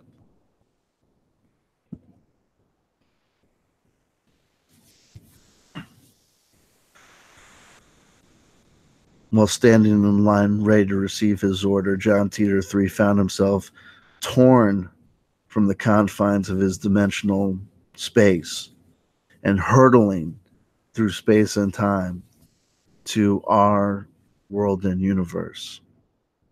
As near as I can tell, based on consultation with him, as well as observation of the um, life review, I guess we'd say, when I'll jump around a bit, seeing the information, some of the information that I have for John Titor 3, I get from talking to him one on one. You know what I mean? The way we're talking now. And some of it is based on experiencing his life by going to the Akashic records, which in my visualization are self-similar to a public library, and watching VHS tapes of his quote-unquote show. Based on how John Titor 3 got to our space-time continuum, how it happened, and how it came to be, and where he is now, cosmologically, metaphysically and existentially situated within our universe, um, his life occurs in a science fiction TV show that appears to be from what we would think of being the 1970s. Visualize across a show that's a cross between uh, Shazam, Night Stalker, Wonder Woman, and Buck Rogers. As near as I can tell and understand, and I'm putting together and trying to help John Titor 3 understand what happened to him, is that essentially at the confluence of the power of visualization and kids smoking dope while watching Star Trek and various other science fiction TV shows in the 70s and reading books about time travel and interdimensional travel. I think also the work of uh, uh, John Norman and the Gore novels has something to do with it. That based on the mental energy that was generated about or during a particular time in what we would consider to be the 1970s, at the confluence of speculation about the nature of time travel, the wonderment of exploring new thoughts and ideas in books, films, and music, as well as later on those individuals who had those memories, thoughts, and ideas growing up and becoming aware of the existence of the speculation or knowledge of mantid aliens. Though we perceive things as being having a past, present, and future, everything's actually happening all at the same time. So the confluence of that energy coming back from new acquired knowledge occurring between, say 2002 and 2016, to people who had memories of growing up, reading the books of John Norman, reading Conan the Barbarian, and smoking weed while watching Star Trek and Wonder Woman and Buck Rogers, created a temporal time rift, uh, which John Titor essentially standing still fell into. And according to the rules of the universe, it probably also happened for a reason. Uh, what some people call God um, is, to the best of my understanding and knowledge, uh, quartarian kind of non personified entity with what we might define as a good and bad side. The good and bad side being bifurcated into what we might know as male and female energy, givers and takers. Uh, make of it what you will. And this quartarian entity doesn't really have a personality and persona per se. It's four. It's also one, and it just kind of represents the manifestation and the operation of the underlying coded rules of this universe. Okay. So, according to built in rules of justice and avoidance of complications of heavy moral and ethical concerns, it's very likely that this rift being opened up was used automatically to achieve and fulfill a goal that the universe needed or wanted to have happen, whether for the benefit of those people on planet Earth who essentially conjured up John Titor 3, or whether for the benefit of John Titor 3 himself. In his home world, John had no kids. He had no current romantic entanglements. He lived by himself, and he was unemotionally attached to the individuals that he worked with or lived with. His parents unfortunately predeceased him by some years, so there was no one for him to feel, really bad about, except a natural desire to want to return to the world that he knew as home, that contained the energy that he knew as ubiquitousness, and also contained the people that he would regard as his race or species, his people. You know what I mean? When John Titor 3 came through the time warp, it literally played out for both him and those who would seek to observe it on the Akashic realm as the introduction, the run-in, the roll-in, the credits, and setup for a 1970s era science fiction TV show. You know what I mean? The narrator begins, you know what I mean? One day on an alien world, a man was about to go on an adventure through time. And the 1970s synthesizer music starts, goes, and John Titor, the man, goes, ah! And you see him, he turns around in black and white in various colors of the rainbow, like all this like an outline form. He's like, wah! He's like traveling through, and as you're seeing like scenes from the first couple of episodes of season one, pass before you in a pastiche, you know what I mean? Scene after scene, setting up the visual elements as well as the things that he might get involved in on the show. You see him like he's twisting through he's spinning around and it's go woo, woo, woo, woo, woo. And you see all these things like when he first came to Earth and had to awkwardly disguise himself, you know what I mean, as a human being, as best as he could, getting busted, being hunted down by by the federales and stuff, who knew and who understood through the use of their human technology that a rift had opened up and that someone had come through, as well as seeing him first befriend a young boy who was his first primary caregiver and hider, you know what I mean, that he grew to know and love, but unfortunately as time went on knew and understood that he had to leave the child's presence in order to avoid bringing untold destruction onto the kid's world and universe, especially because the kid had to grow up and be a normal human being. Couldn't spend all his time hanging out with an alien, right? And then later on, eventually what happens to John Titor 3 closely to the end of the first season is that he's actually comes to be where he is at now, which is a place called Cosmic Command, where he hangs out with other people who are involved in other alien species, who are involved in the great, what do you want to call it? The current manifestation of the great conflict between good and evil currently taking place on planet Earth, for want of better terminology and want of better ways to describe it. Okay. Where he works with, he knows and he has friends like Ba Joker Ba, and he goes through his own experiences. When John Titor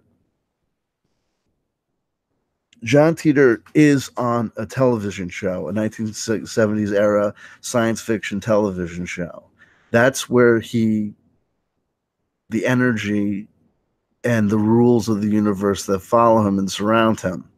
True story. So this is how it works. One day, me and him were talking, and literally like he's on a TV show. So like what happened was that we were hanging out, we were talking, and he was describing something to me, and all of a sudden he goes, wait. He goes, listen. He goes, you hear that? And I listened very carefully, and then all of a sudden I heard it too. And it was chase music. Like it was like and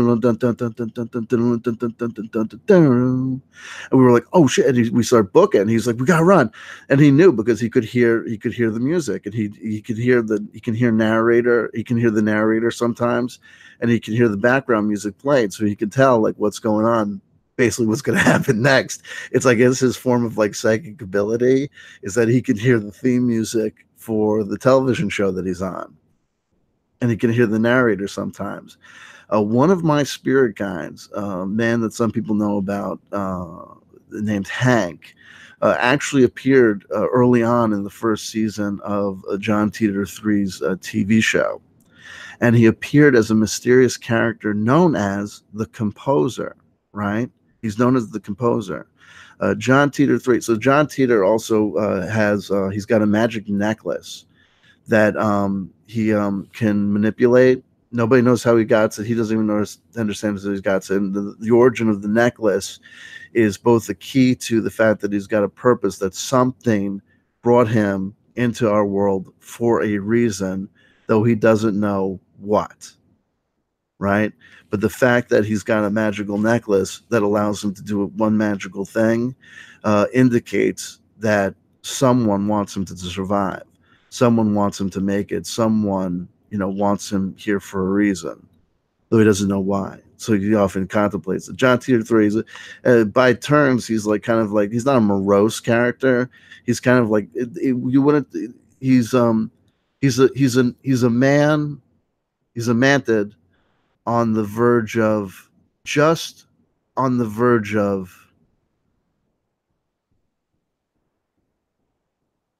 the narrow borderline between totally morose and absolutely annoyingly happy-go-lucky.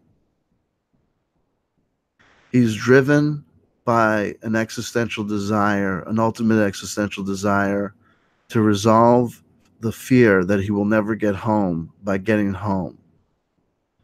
But at the same time, he's also amazingly able to deal with the fact of the crazy thing that happened to him. Now, here's something interesting. So Reemsy says the Titor story sounds very similar to The Typewriter in the Sky by L. Ron Hubbard, a book I swear to Jesus I have never read. I have never read. Anywho. And I've never even seen the movie. If there is a movie, I've never seen it, but whatever. I've even just seen it described. But I heard the title. It's a good title. Anyway, back to the story at hand. Understand it as you will. John Titor 3 is like, he's like alive. He's like now that I've met him, like if he died, I'd be upset. You know what I mean? Like he's a really cool dude. He's a solid character. I don't know the name of the show. That's one thing that's obscured for me for some reason. It's like it doesn't like the name when it appears. It appears it's not kanji, but it's a text that's inscrutable to me, and he doesn't know the name of the show either. Though I've seen the introduction 1,003 times, and when the words of the introduction go past, there's part of me that looks and tries to see and understand what the name of the show is. And I recognize the characters as characters that I don't recognize, but I recognize, if that makes any sense. I recognize it as English rendered as kanji rendered in English, as but with Spanish things in between, and it's done in a highly stylized, glowing gold letter face that makes it inscrutable to me. I don't know what the name of the show is. Maybe it's just the John Titor 3 show. I have no idea. I really don't. But anyway, so John Titor 3, though he's on a TV show, lives his life as if he's living his life, and he's got problems. So the nature of this magic necklace is that when he turns it, he's normally about like, I guess you would say, like, I guess he's about like what I would think is like 8 feet tall. And he's a full-on mantid. The only thing that really makes him distinguishable from like, I guess, like a praying mantis is his hindquarters are attenuated and kind of go down a little bit, or not as big. And he's got 8 legs. Like he's got 2 primary legs in the front on both sides bilaterally, and he's got two smaller legs on behind him that kind of keep up his tail end. I don't know what you would call that. And then he's got the midsection that's bifurcated into several sections. I don't know how to count them because it's hard to visualize. And then his hands come out, and he's got three big fingers on each hand with what I guess you would call an opposable thumb, and they have their own like armored covering, like an exoskeleton on an insect. And so he's very quite tall. He looks very different. Also, another thing that's interesting about John Titor is and part of the reason that he might have been chosen or self-selected for being traveling through or being someone that could be taken by the universe without creating an excessive amount of heartbreak is the fact that he never had a really successful love life in his home planet because unlike other members of his species and race, he doesn't have wings. He was born without wings, which is not like an extremely insane disability on his planet, and it's not uncommon. One could think of it as being a genetic anomaly or disorder or disability akin to primordial dwarfism or like being born without an arm or a leg. It's just something that does and can happen, but did happen to him. It's not a test. I'm telling you the God's honest truth. This dude exists. So the next thing, so basically, okay, so when he puts on this magic when he fiddles around with this magic necklace, he can transform into basically about 6 feet tall.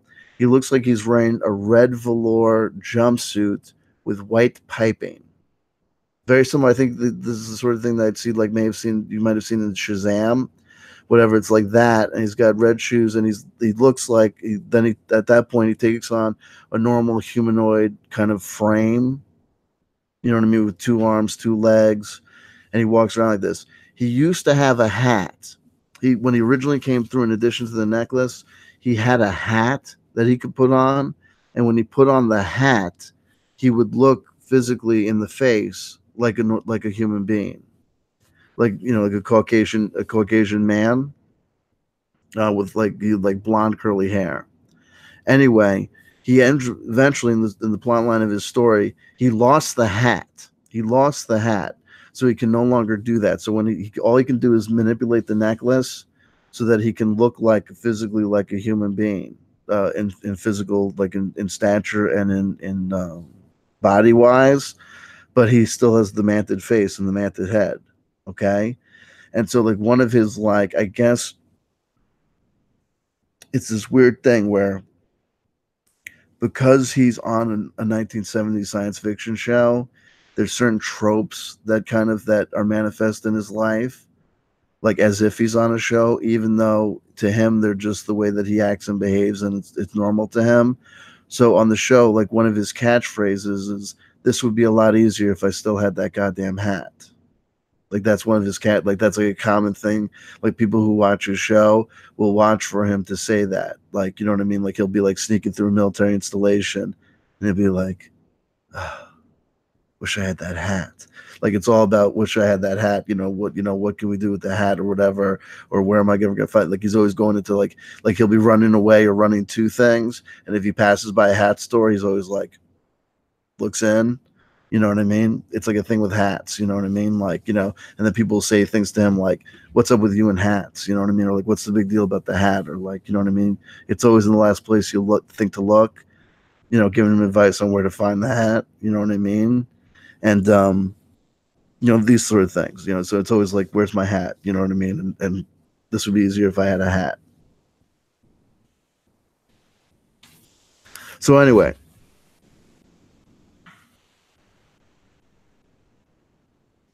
And so one of the episodes of the first season, what we would understand as being the first season of his show, he meets the composer, and what happened was, and this is why, this is like what people make people on, how you understand that people are on your team, as it were, cosmologically and metaphysically on the astral space plane or whatever you want to call it. So he's got the same kind of spirit guide as I do. This dude I used to know on planet Earth that now lives in the spheres or whatever as one of my spirit guides.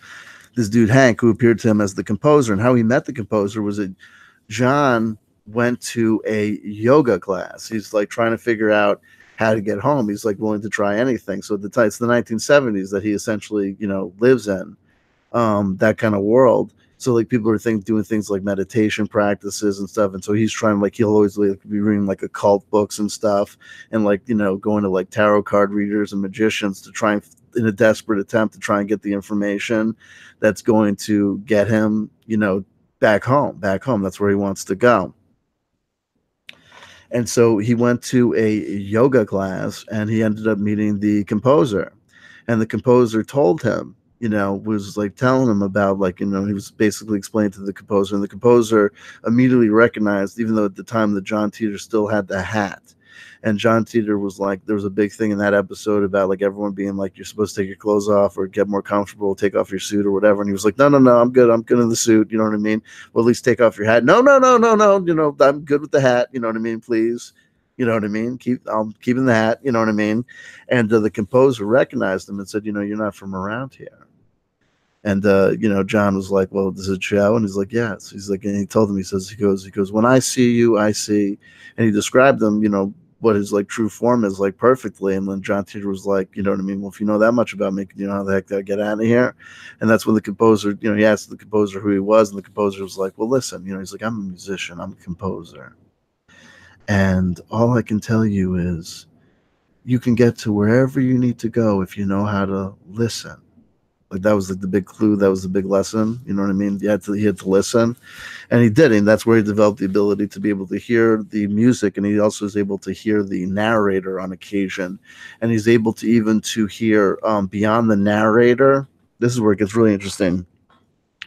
Beyond the narrator, the guy that originally wrote the script for the show that would end up being like the John Titor 3 experience, whatever you want to call it, show, ended up accidentally being sucked into John Titor's world, our universe, essentially this time, because reasons. Like I don't know how it happened. Like he was the John, while listening out for the narrator, accidentally listened into the thoughts of the original plot writer, while the plot writer was trying to write the original script, I guess. And John started talking to him, and then it became this whole big thing of like, that episode took place where like the writer's walking around and he's like, I can hear the character. He's like, I can hear the character, and the character's like, Dom, you gotta listen to me, like I'm trying to tell you. And the character, they're trying to figure out how to write the story in a way that the guy can sell the script, right? But at the same time, John is desperately trying to set up a scenario where existentially the rules exist where he can eventually escape and get out. So the guy's like, well, what if we do it like this? Like, what if he's like, no, John's like, no, no, no, no, no, no. He's like, I can't do that. I can't be, a member of the U.S. Army. I can't do that because what happens there, and then all of a sudden, you know what I mean, like if I get known here too much, like I'll get mired here, like, or whatever. And he was like, well, what if like you came here with your family? And he's like, no, no, no, no. He's like, you don't do that, don't do that. He's like, he's like, there'll be more of us, me involved. He's like, that'd be crazy. Now, bearing in mind that John Titor, at the point that he's having these conversations with the original writer, is already existing in the world that the original writer ended up writing. I don't know how this works. I don't know. Words fail me. I don't know how to explain to you how the interlying things all cross-reference. I just know that they fucking do. I'm telling you the truth. This is a true story. I'm not lying to you. This is not an act of creative storytelling. I am telling you the truth. John Titor 3 exists. He's a Mantid being, okay? He came through in this crazy, weird wormhole way that we're all trying to figure out. He's on my team along with the Blue Avian. We're in part of this cosmological fight of good versus evil. I don't know what that means. I've got a wife and kids. I'm not trying to be this guy on YouTube, but it's the truth. I can't help but tell you because it's important information, as far as I can tell.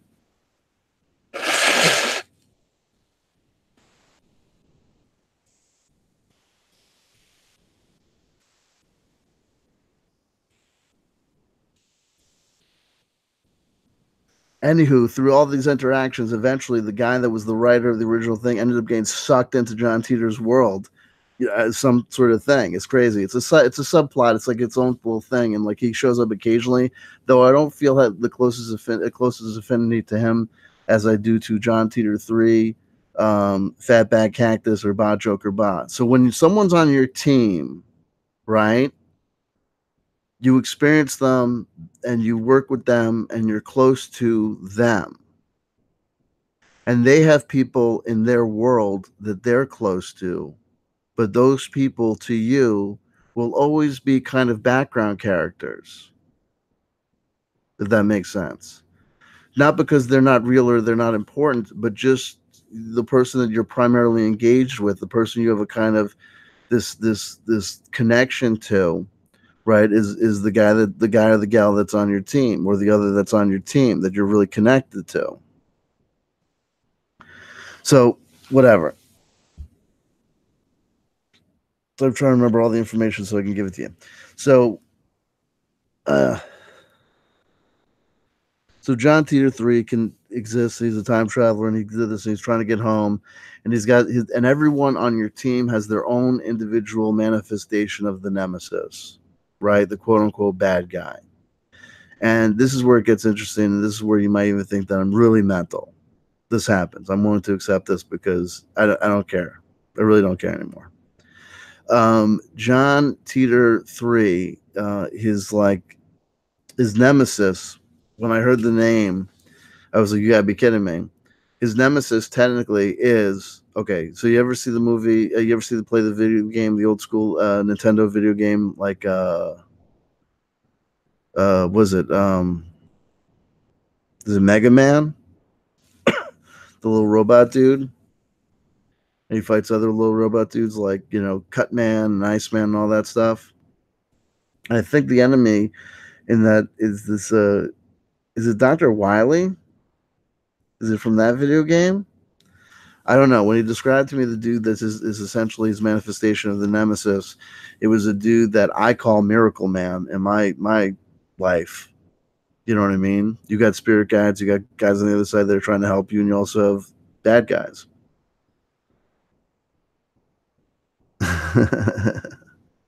It is what it is. So technically, these entities that exist, have influence in the world around you, and they can imprint on certain things, and they must have inspired the dude that created Dr. Wily in the Mega Man video games, because that's what John Titor 3 understands his nemesis to be. It's really tragic at the end of season 2. John Titor developed a romantic relationship with, I guess you could call her a robot lady, and the robot lady was, was programmed and created by this Dr. Wily dude, and John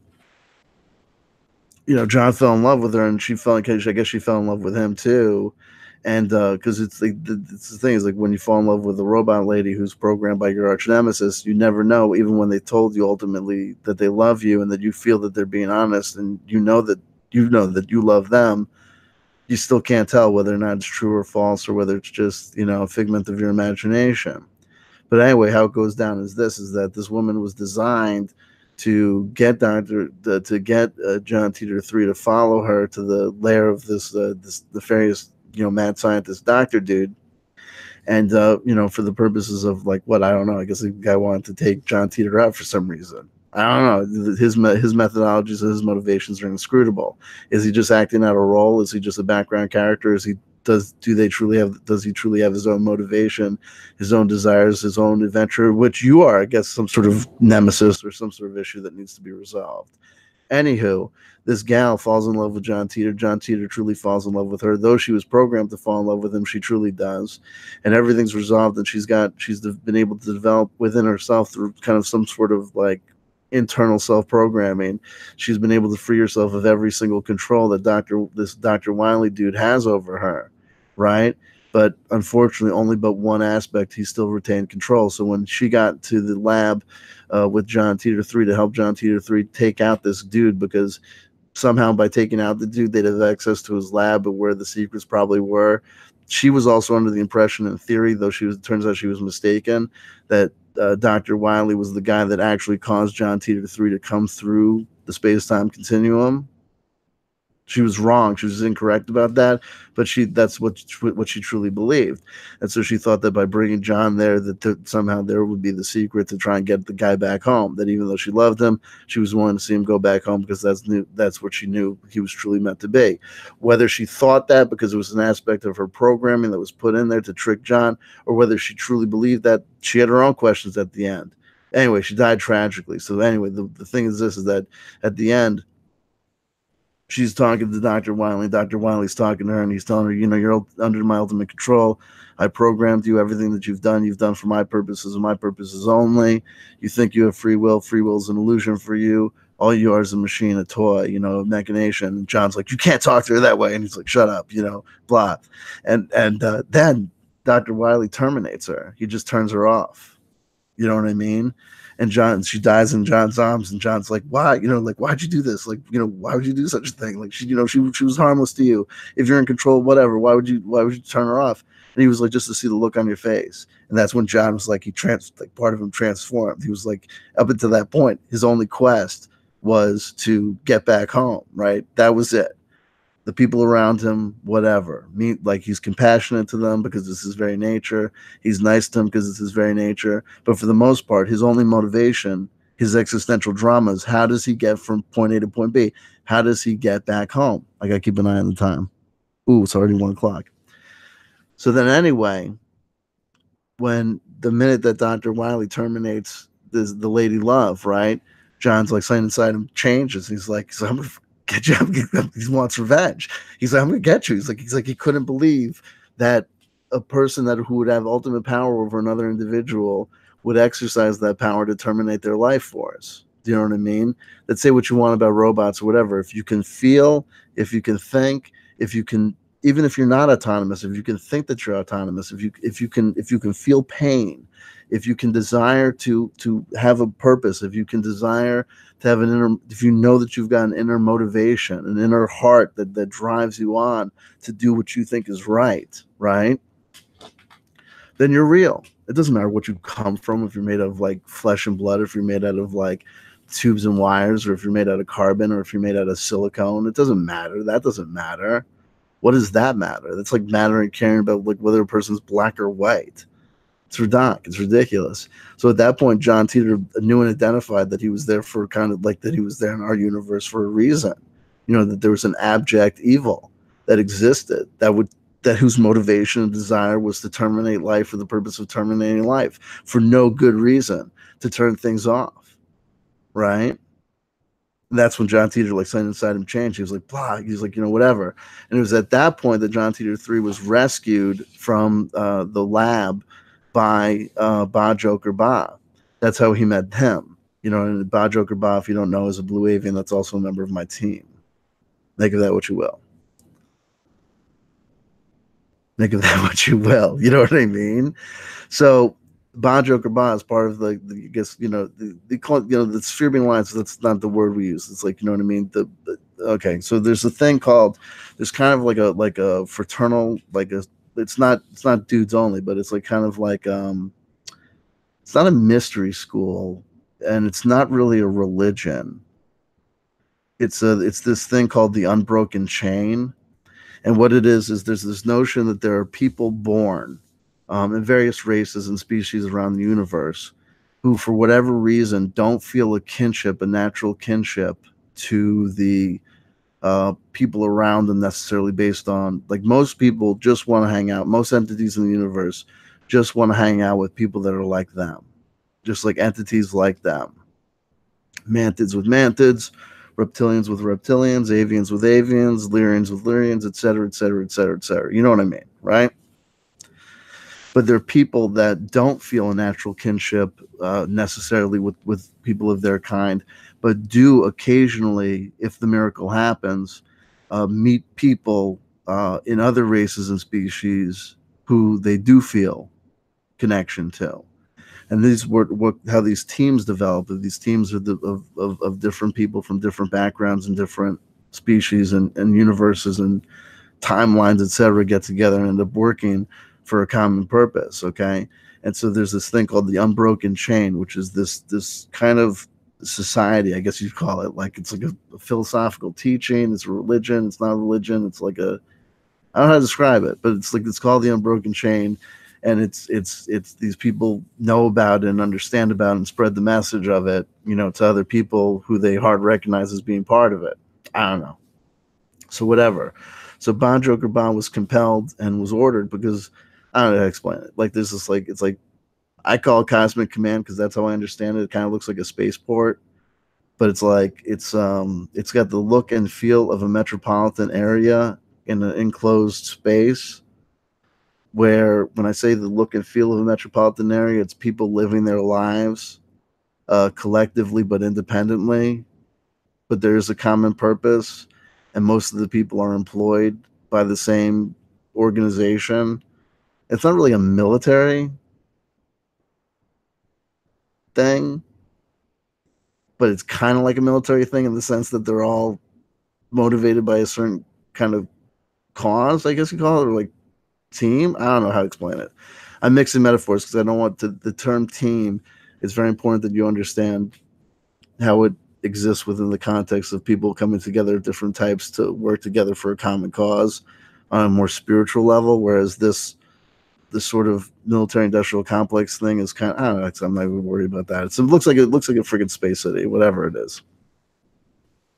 So anyway,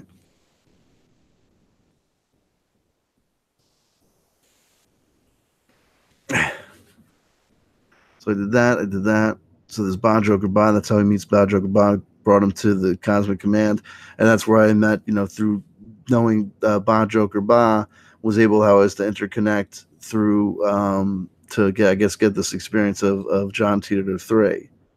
And I was like, "What's your name?" And then when he told me, I was like, "What?" I was like, "You got me shitting me." He didn't understand why I thought that was like bizarre. I was like, "What's your name?" And he was like, John Titor the third. And I'm like, "Your name is John Titor the third? Like, get the fuck out of here." And he was like, "What?" I was like, "Dude, hold on, excuse me." I was like, "You're a time traveler." He goes, "Yeah, basically." And I'm like, "And your name is John?" He goes, "Yeah." "And your last name is Titor?" He goes, "Yeah." I go, "John Titor the third." He goes, "Yeah, that's my name." I'm like, "Well, how do you know it's your name?" And he's like, "Well, I speak this language." He goes, but that's what it says. Like he heard the narrator. He was like the narrator was like, John Titor 3, whatever. And he was like, "What?" So, and I was like, and I tried to explain to him who John Titor was and who John Titor 2 was. And then I guess he kind of got a kick of that. He's like, whatever. And then we had this whole discussion. Am I losing my mind, et cetera, et cetera. But whatever. Long story short, that's his name. His name is John Titor 3. I don't know if it's a thing in the universe, like time travelers are called John Titor for some reason. I don't know. Even if you try and bullshit about it, that's how it comes out. I don't know.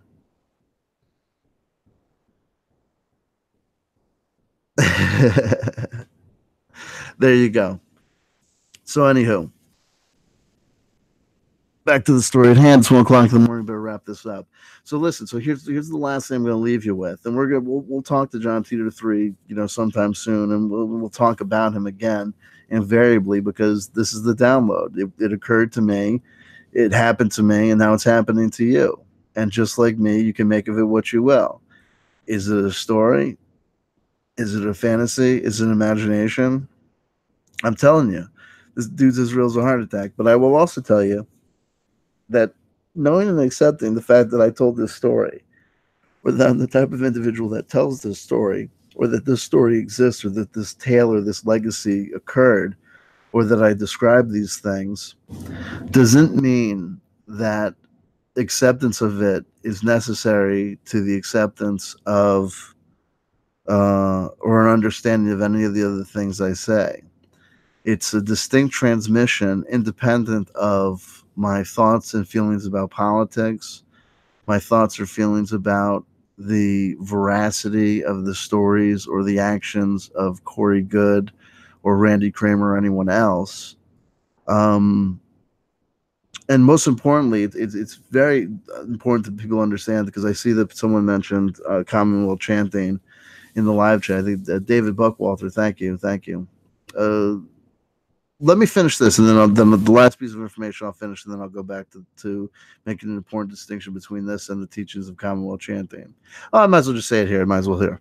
So I've got a religious teaching called Commonwealth chanting. It's a religion. It's not a spirit. It's not a theory. It's not a practice. It's a religion.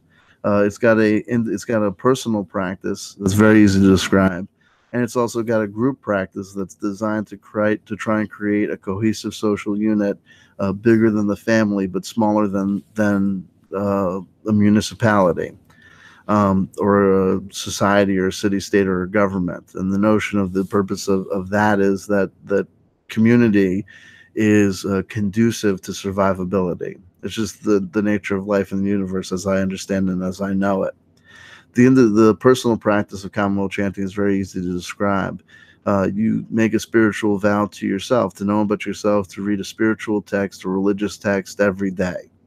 What's a spiritual or religious text? I don't know. You tell me. Anything that you think is a spiritual or religious text is a spiritual or religious text, and you agree to read a spiritual or religious text every day. You do that every day. You can read a word, a sentence, a phrase, a paragraph, or a whole chapter, or a whole book if you want to. Knock yourself out. Scroll. Kick a couple of scrolls in a day if that's what your heart desires. Do it. But as long as you read something, as long as you read a spiritual or religious text every day, and the next thing you agree to do every day is to chant. There might be words or phrases or expressions that occur to you that you see in these spiritual texts that you read, or you hear in a pop song, or that you've heard before in the form of a prayer or mantra that's been given to you from some ancient culture. And you can chant these things, and you chant every day. How much do you chant? As long as as long as you get it done. As long as you chant, make promise to chant every day, you chant every day. So that's the personal practice of Commonwealth chanting, and the group practice of Commonwealth chanting is something a little bit more detailed. We won't go into it now because it doesn't make any sense to go into it now. There's other videos that I made about it on my channel you can go check out. But it's very important that you know and understand that the teaching of Commonwealth chanting is distinct from CW chanting the individual. Commonwealth chanting, especially if you think about the description of the personal practice of Commonwealth chanting I just expressed to you. The acceptance of the importance or the value of Commonwealth chanting in and of itself is independent of needing to accept the belief of these other entities that I talked to, like Ba Joker Ba, or John Titor III, or Fatback Cactus. Okay? When I talk about Fatback Cactus, or I talk about John Titor III, or I talk about my own personal religious, spiritual feelings about things that I got out of the Necronomicon or the friggin' Quran, or you know what I mean, or Zen Flesh, Zen Bones, or the Old and New Testament, or the Kabbalion, or whatever. Like if I talk about other things that though they touch upon spirituality and religion, if Commonwealth chanting is Commonwealth chanting independent of itself. If I mention a particular religious text, that doesn't mean that it's the religious text or spiritual text that I'm saying you should read while you do Commonwealth chanting.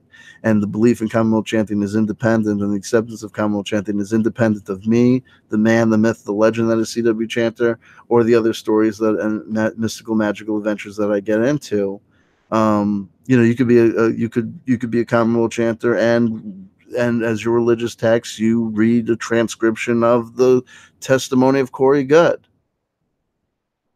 And the fact that I may have a a disparaging feeling towards the work of Corey Goode or Corey Goode the man does not change the fact that the rules of Commonwealth chanting, they say that you read a spiritual religious text as you understand it. And the existence of the testimonials about John Titor III, Fatback Cactus, or Ba Joker Ba or Jesus Christ, or anyone else I talk to or think about, are independent of Commonwealth chanting. To sign up for Commonwealth chanting is not to sign up to say that you also have to accept the testimony about the existence of John Titor III, or the fact that he's a righteous dude who wears a velour tracksuit when he manipulates a magical crystal pendant around his neck. If that makes any sense. If that makes any sense.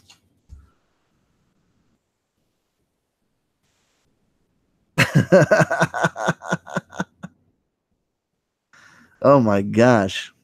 Last thing I'll say about the Adventures of John Titor III for this transmission, because it's 1 o'clock in the morning, and I do feel, oh, absolutely, CW is Commonwealth chanting gay friendly. You better believe it. You better believe it. You got to check out the videos on Commonwealth chanting. It's very difficult to shoehorn it in now, but it's amazing that I can shoehorn the daily practice in. It's very beautiful. Absolutely. So check this out, though. But going back, one last thing I want to transmit to you about the Adventures of John Titor III and the world that he exists in. Sometimes when I'm talking to John Titor III, I talk to him face to face, mano a mano, man to man, right? And then sometimes when I'm experiencing his life, I'll check into the Akashic record, which I see, feel, and experience exactly like a local public library. And when I get to the local public library, the way that I have to interface through it, this is a very interesting thing. So I've got this the spirit called a guide called Hank, okay, and who played the part of the composer in season one of John. One episode, it was just one episode where he met him face to face.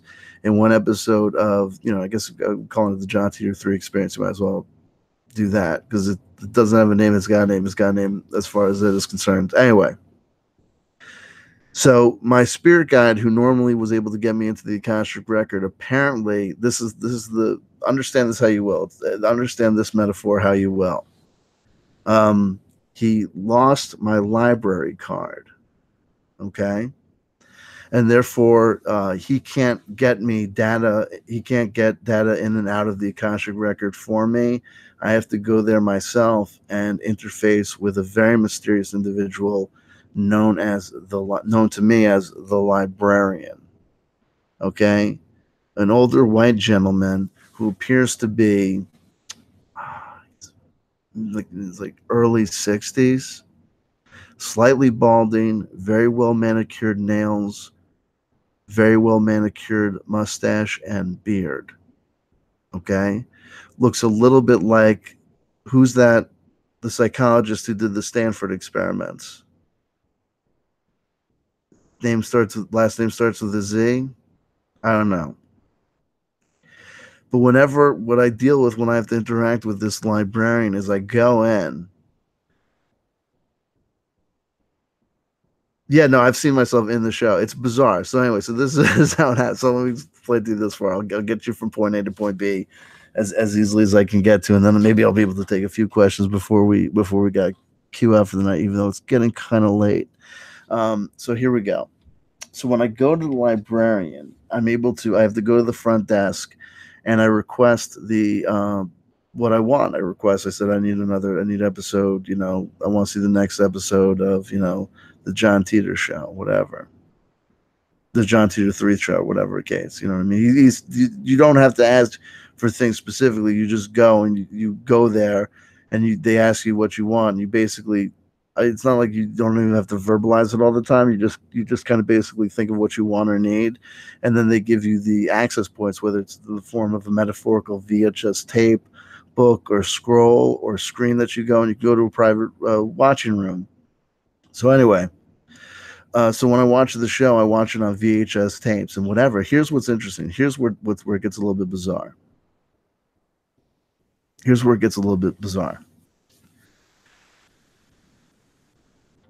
Zadowski, interesting. Here's where it gets a little bit bizarre. So the librarian, okay, always propositions me in the following way. So I'll ask for what I want. I'll ask for the data that I want. I do other things with the Akashic record. I see other things there too. I look up other things, but whatever. He always says to me, he goes, are you sure you wouldn't want to see the last episode? Okay. And I say no. And here's the temptation that's being offered to me of the last episode. If I watch the last episode, when the last episode ends, okay, and it's not of John's show. The last episode is referring to me, to my life. If I see the last episode, if I go to the final moment, I'll go into the final moment, and then I'll go to see what's next. You know what I mean? What happens when you die? I'll experience that. And the temptation is to answer that eternal question. Do you know what I mean? What's next? What happens? And being the fact that I'm having that experience within the Akashic record, that I know the Akashic record exists, I know Mantids exist. I can tell you, as God is my witness, no one dies. You know what I mean? Death is an illusion. I don't know. I'm sorry. That's how I feel about it. You know what I mean? That, even though the people say like, oh, blah, blah, blah, blah, blah on the brain. And even though I say from a pragmatic physical standpoint, there's no such thing as a soul, in the heart of the mind and the mind of the heart, there is, and therefore there is. If I could describe it better, I would. My personal spiritual metaphysical feelings are independent of Commonwealth chanting, as we've already said. You could be a totally atheistic Commonwealth chanter or believe in the primacy of death on this mortal plane. It's not a contradiction as far as I know. Anyway, so if I go and see the final episode, it's not as though I will die now. I will go into that final moment that is yet to happen. Okay. And everything that led up to that final moment, like if I die at 92, like everyone in my life, it's not like I'm cheating them out of life because they will have lived their whole life. It's that I will just have jumped forward into that moment in time and beyond. Okay. So he's tempting me to just skip life and just get right to the big hoo-ha, the big final scenario. And even though I know that even if I did that, my life will have unfolded up to that point in time, meaning that people have gotten older, people have had their life experiences, I'm not cheating anybody else out of anything. I'm just skipping over the heartache, the pain, the suffering, the good times, and the joy just to get to the magic moment. Now, I'm in no way, shape, or form tempted to do that. I'm really not. You know what I mean? And I'll tell you the honest to God truth. And I swear to God, if I'm lying, I'm dying. This is the honest truth. I'm going to tell you the truth. You can think of it any way you want to. Even though there's something about, I know that even if I were to jump to that final moment, even though everything before me in the past will have unfolded exactly as it was meant to and exactly how it would be anyway, it's not just that I would cheat myself out of the experience of the good times, the bad times of watching my kids grow older, or have kids of their own, or not have kids of their own, or predeceased me, or whatever the case may be.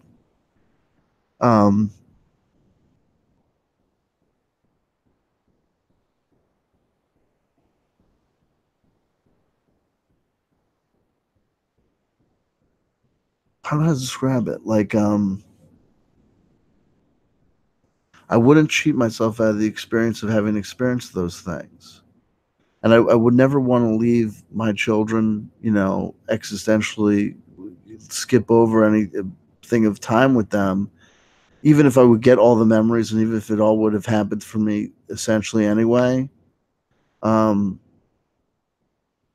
I wouldn't want to risk it. I like my children too much. I like my wife a hell of a lot. You know what I mean? I love my wife, love my kids. And really, to be totally honest, like I love everyone else on planet Earth. Like even Corey Good, like even Donald Trump. Like it would never occur to me to want to skip out of any of this because I don't want to leave the party. You know what I mean? Anytime soon. You know what I mean? I care about people and I care about seeing how things, and I want to make independent decisions from moment to moment to experience the ramifications of those and to learn life lessons or whatever. So I don't know what the deal is. I think essentially the librarian is I describe him as nefarious, um, like not like a demon, um, and he's not like a non-player character in the sense that he's got a job to do and he does it. And I assume he's got some sort of independent consciousness. And I don't know. I don't necessarily think that he wants me to accept the invitation to watch the final episode. Um, but it's his job to offer it to me. And he does sell it to a degree. You know what I mean? Like I'll say to him, like, well, I don't want to do that for this or that, the other reason. He's like, no, no, no. He's like, you misunderstand. It's like present, future, they don't exist, and whatever. And I'm like, yeah, that's cool, brother. I'm not really interested in that. And he's like, okay. He's like, well, you know what I'll say next time. And I was like, yeah, I know what you're gonna say next time. And what he's gonna say next time is gonna offer me the freaking see if I want to watch the final episode. And he doesn't get banged up, but he doesn't. There's not a lot of give and take in the exchange. Like if I probe him for like, well, why do you want me to watch it? He's like, I don't want you to watch the final episode. I'm just offering it to you. And I'm like, well, what do you get out of it? I don't get anything out of it. It's like, if I take it, do you get to leave? It's like, are you trapped here? And he's like, well, I'm not trapped here. You know what I mean? And I'll do things like sometimes I'll sit there I've been there sometimes I've been there for like hours and be like, okay, what's your favorite color? And he'll be like purple. And I'll be like, are you just saying that? Like, you know what I mean? Like, it's stupid. Like, I'll be like, do you have a wife and kids? Like, what do you care about? And he's like, you know what I mean? He'll just essentially be like, well, I'm just, I'm doing my job here, you know? Sir. He doesn't get upset, but there's not, and I'll be like, well, you call me sir. I'm like, do you like, you know what I mean? Like, are you calling me sir? And I'll ask him questions, try to figure out like if he's a machine or if he's a demon or if he's like just like a not quote unquote non-player character or whatever. And it's just not a lot of, there's not a lot of excitement in that game. If he's playing the game of being mysterious and aloof, he's doing it very, very well. And that's that. And so that's our show. It's 1:18. You know what I'm going to do? I'm actually going to end the broadcast kind of abruptly. I'm getting the broadcast kind of abruptly, and I'm not going to probe or ask questions. I haven't been looking at the live chat really throughout this whole transmission, which is good. I feel like a lot of people will probably be like, well, this man is clearly crazy, or he's pulling our leg, or he's a joker, or whatever is whatever. I'm not going to really play that. It is what it is. So let's sleep on it. So we ended today's transmission talking about John Titor 3, the Mantid. Okay? Make of that what you will. I told you a little bit about his life, how I experienced his life, being on teams, all this, yada, yada. Well, you were there. What did I tell you? Well, I'm going to tell you what you just heard. You just heard what I told you, and I told you what I just told you. So tonight I'm going to go to bed, and then you guys are going to go to bed, and you're going to think about what I said, maybe or maybe not, and it will be what it is. So look, so we'll end as we traditionally end, and I'll say thank you for being here with me. Thank you for allowing me to have this experience with you. You mean the world to me. 129 viewers. That's fucking fantastic. I love that. That's beautiful. That's great. And I hope you got something out of it. I hope you were entertained along the way. I hope you got something out of the beginning, the middle, and the end of it. And I will end as I traditionally end by reminding you of a simple, salient fact. It might seem contradictory. It might seem hypocritical. It might be not something you want to hear or believe. But I swear to God, I believe it. I swear to God, I believe it. And what I believe is I love you. I really do. Though we may never have met, though we may never have interacted, though we may never even acted insofar as reading each other's text messages or exchanges or comments. Even if you think that you might think that I hate you or you might think this, that, or the other thing about it, I swear to Jesus, I swear to all that is holy, I love you. I really do. My motivation is love. I love you. I love you for just who you are. Even if you're the person that ends up shooting me in the back one day, I love you. I swear to God. It's weird, but it's true. So if no one told you that they loved you today, guess what? No matter who you are, someone just did. Okay? And with that, I will end the transmission and I will say bye bye. Love you. Bye bye.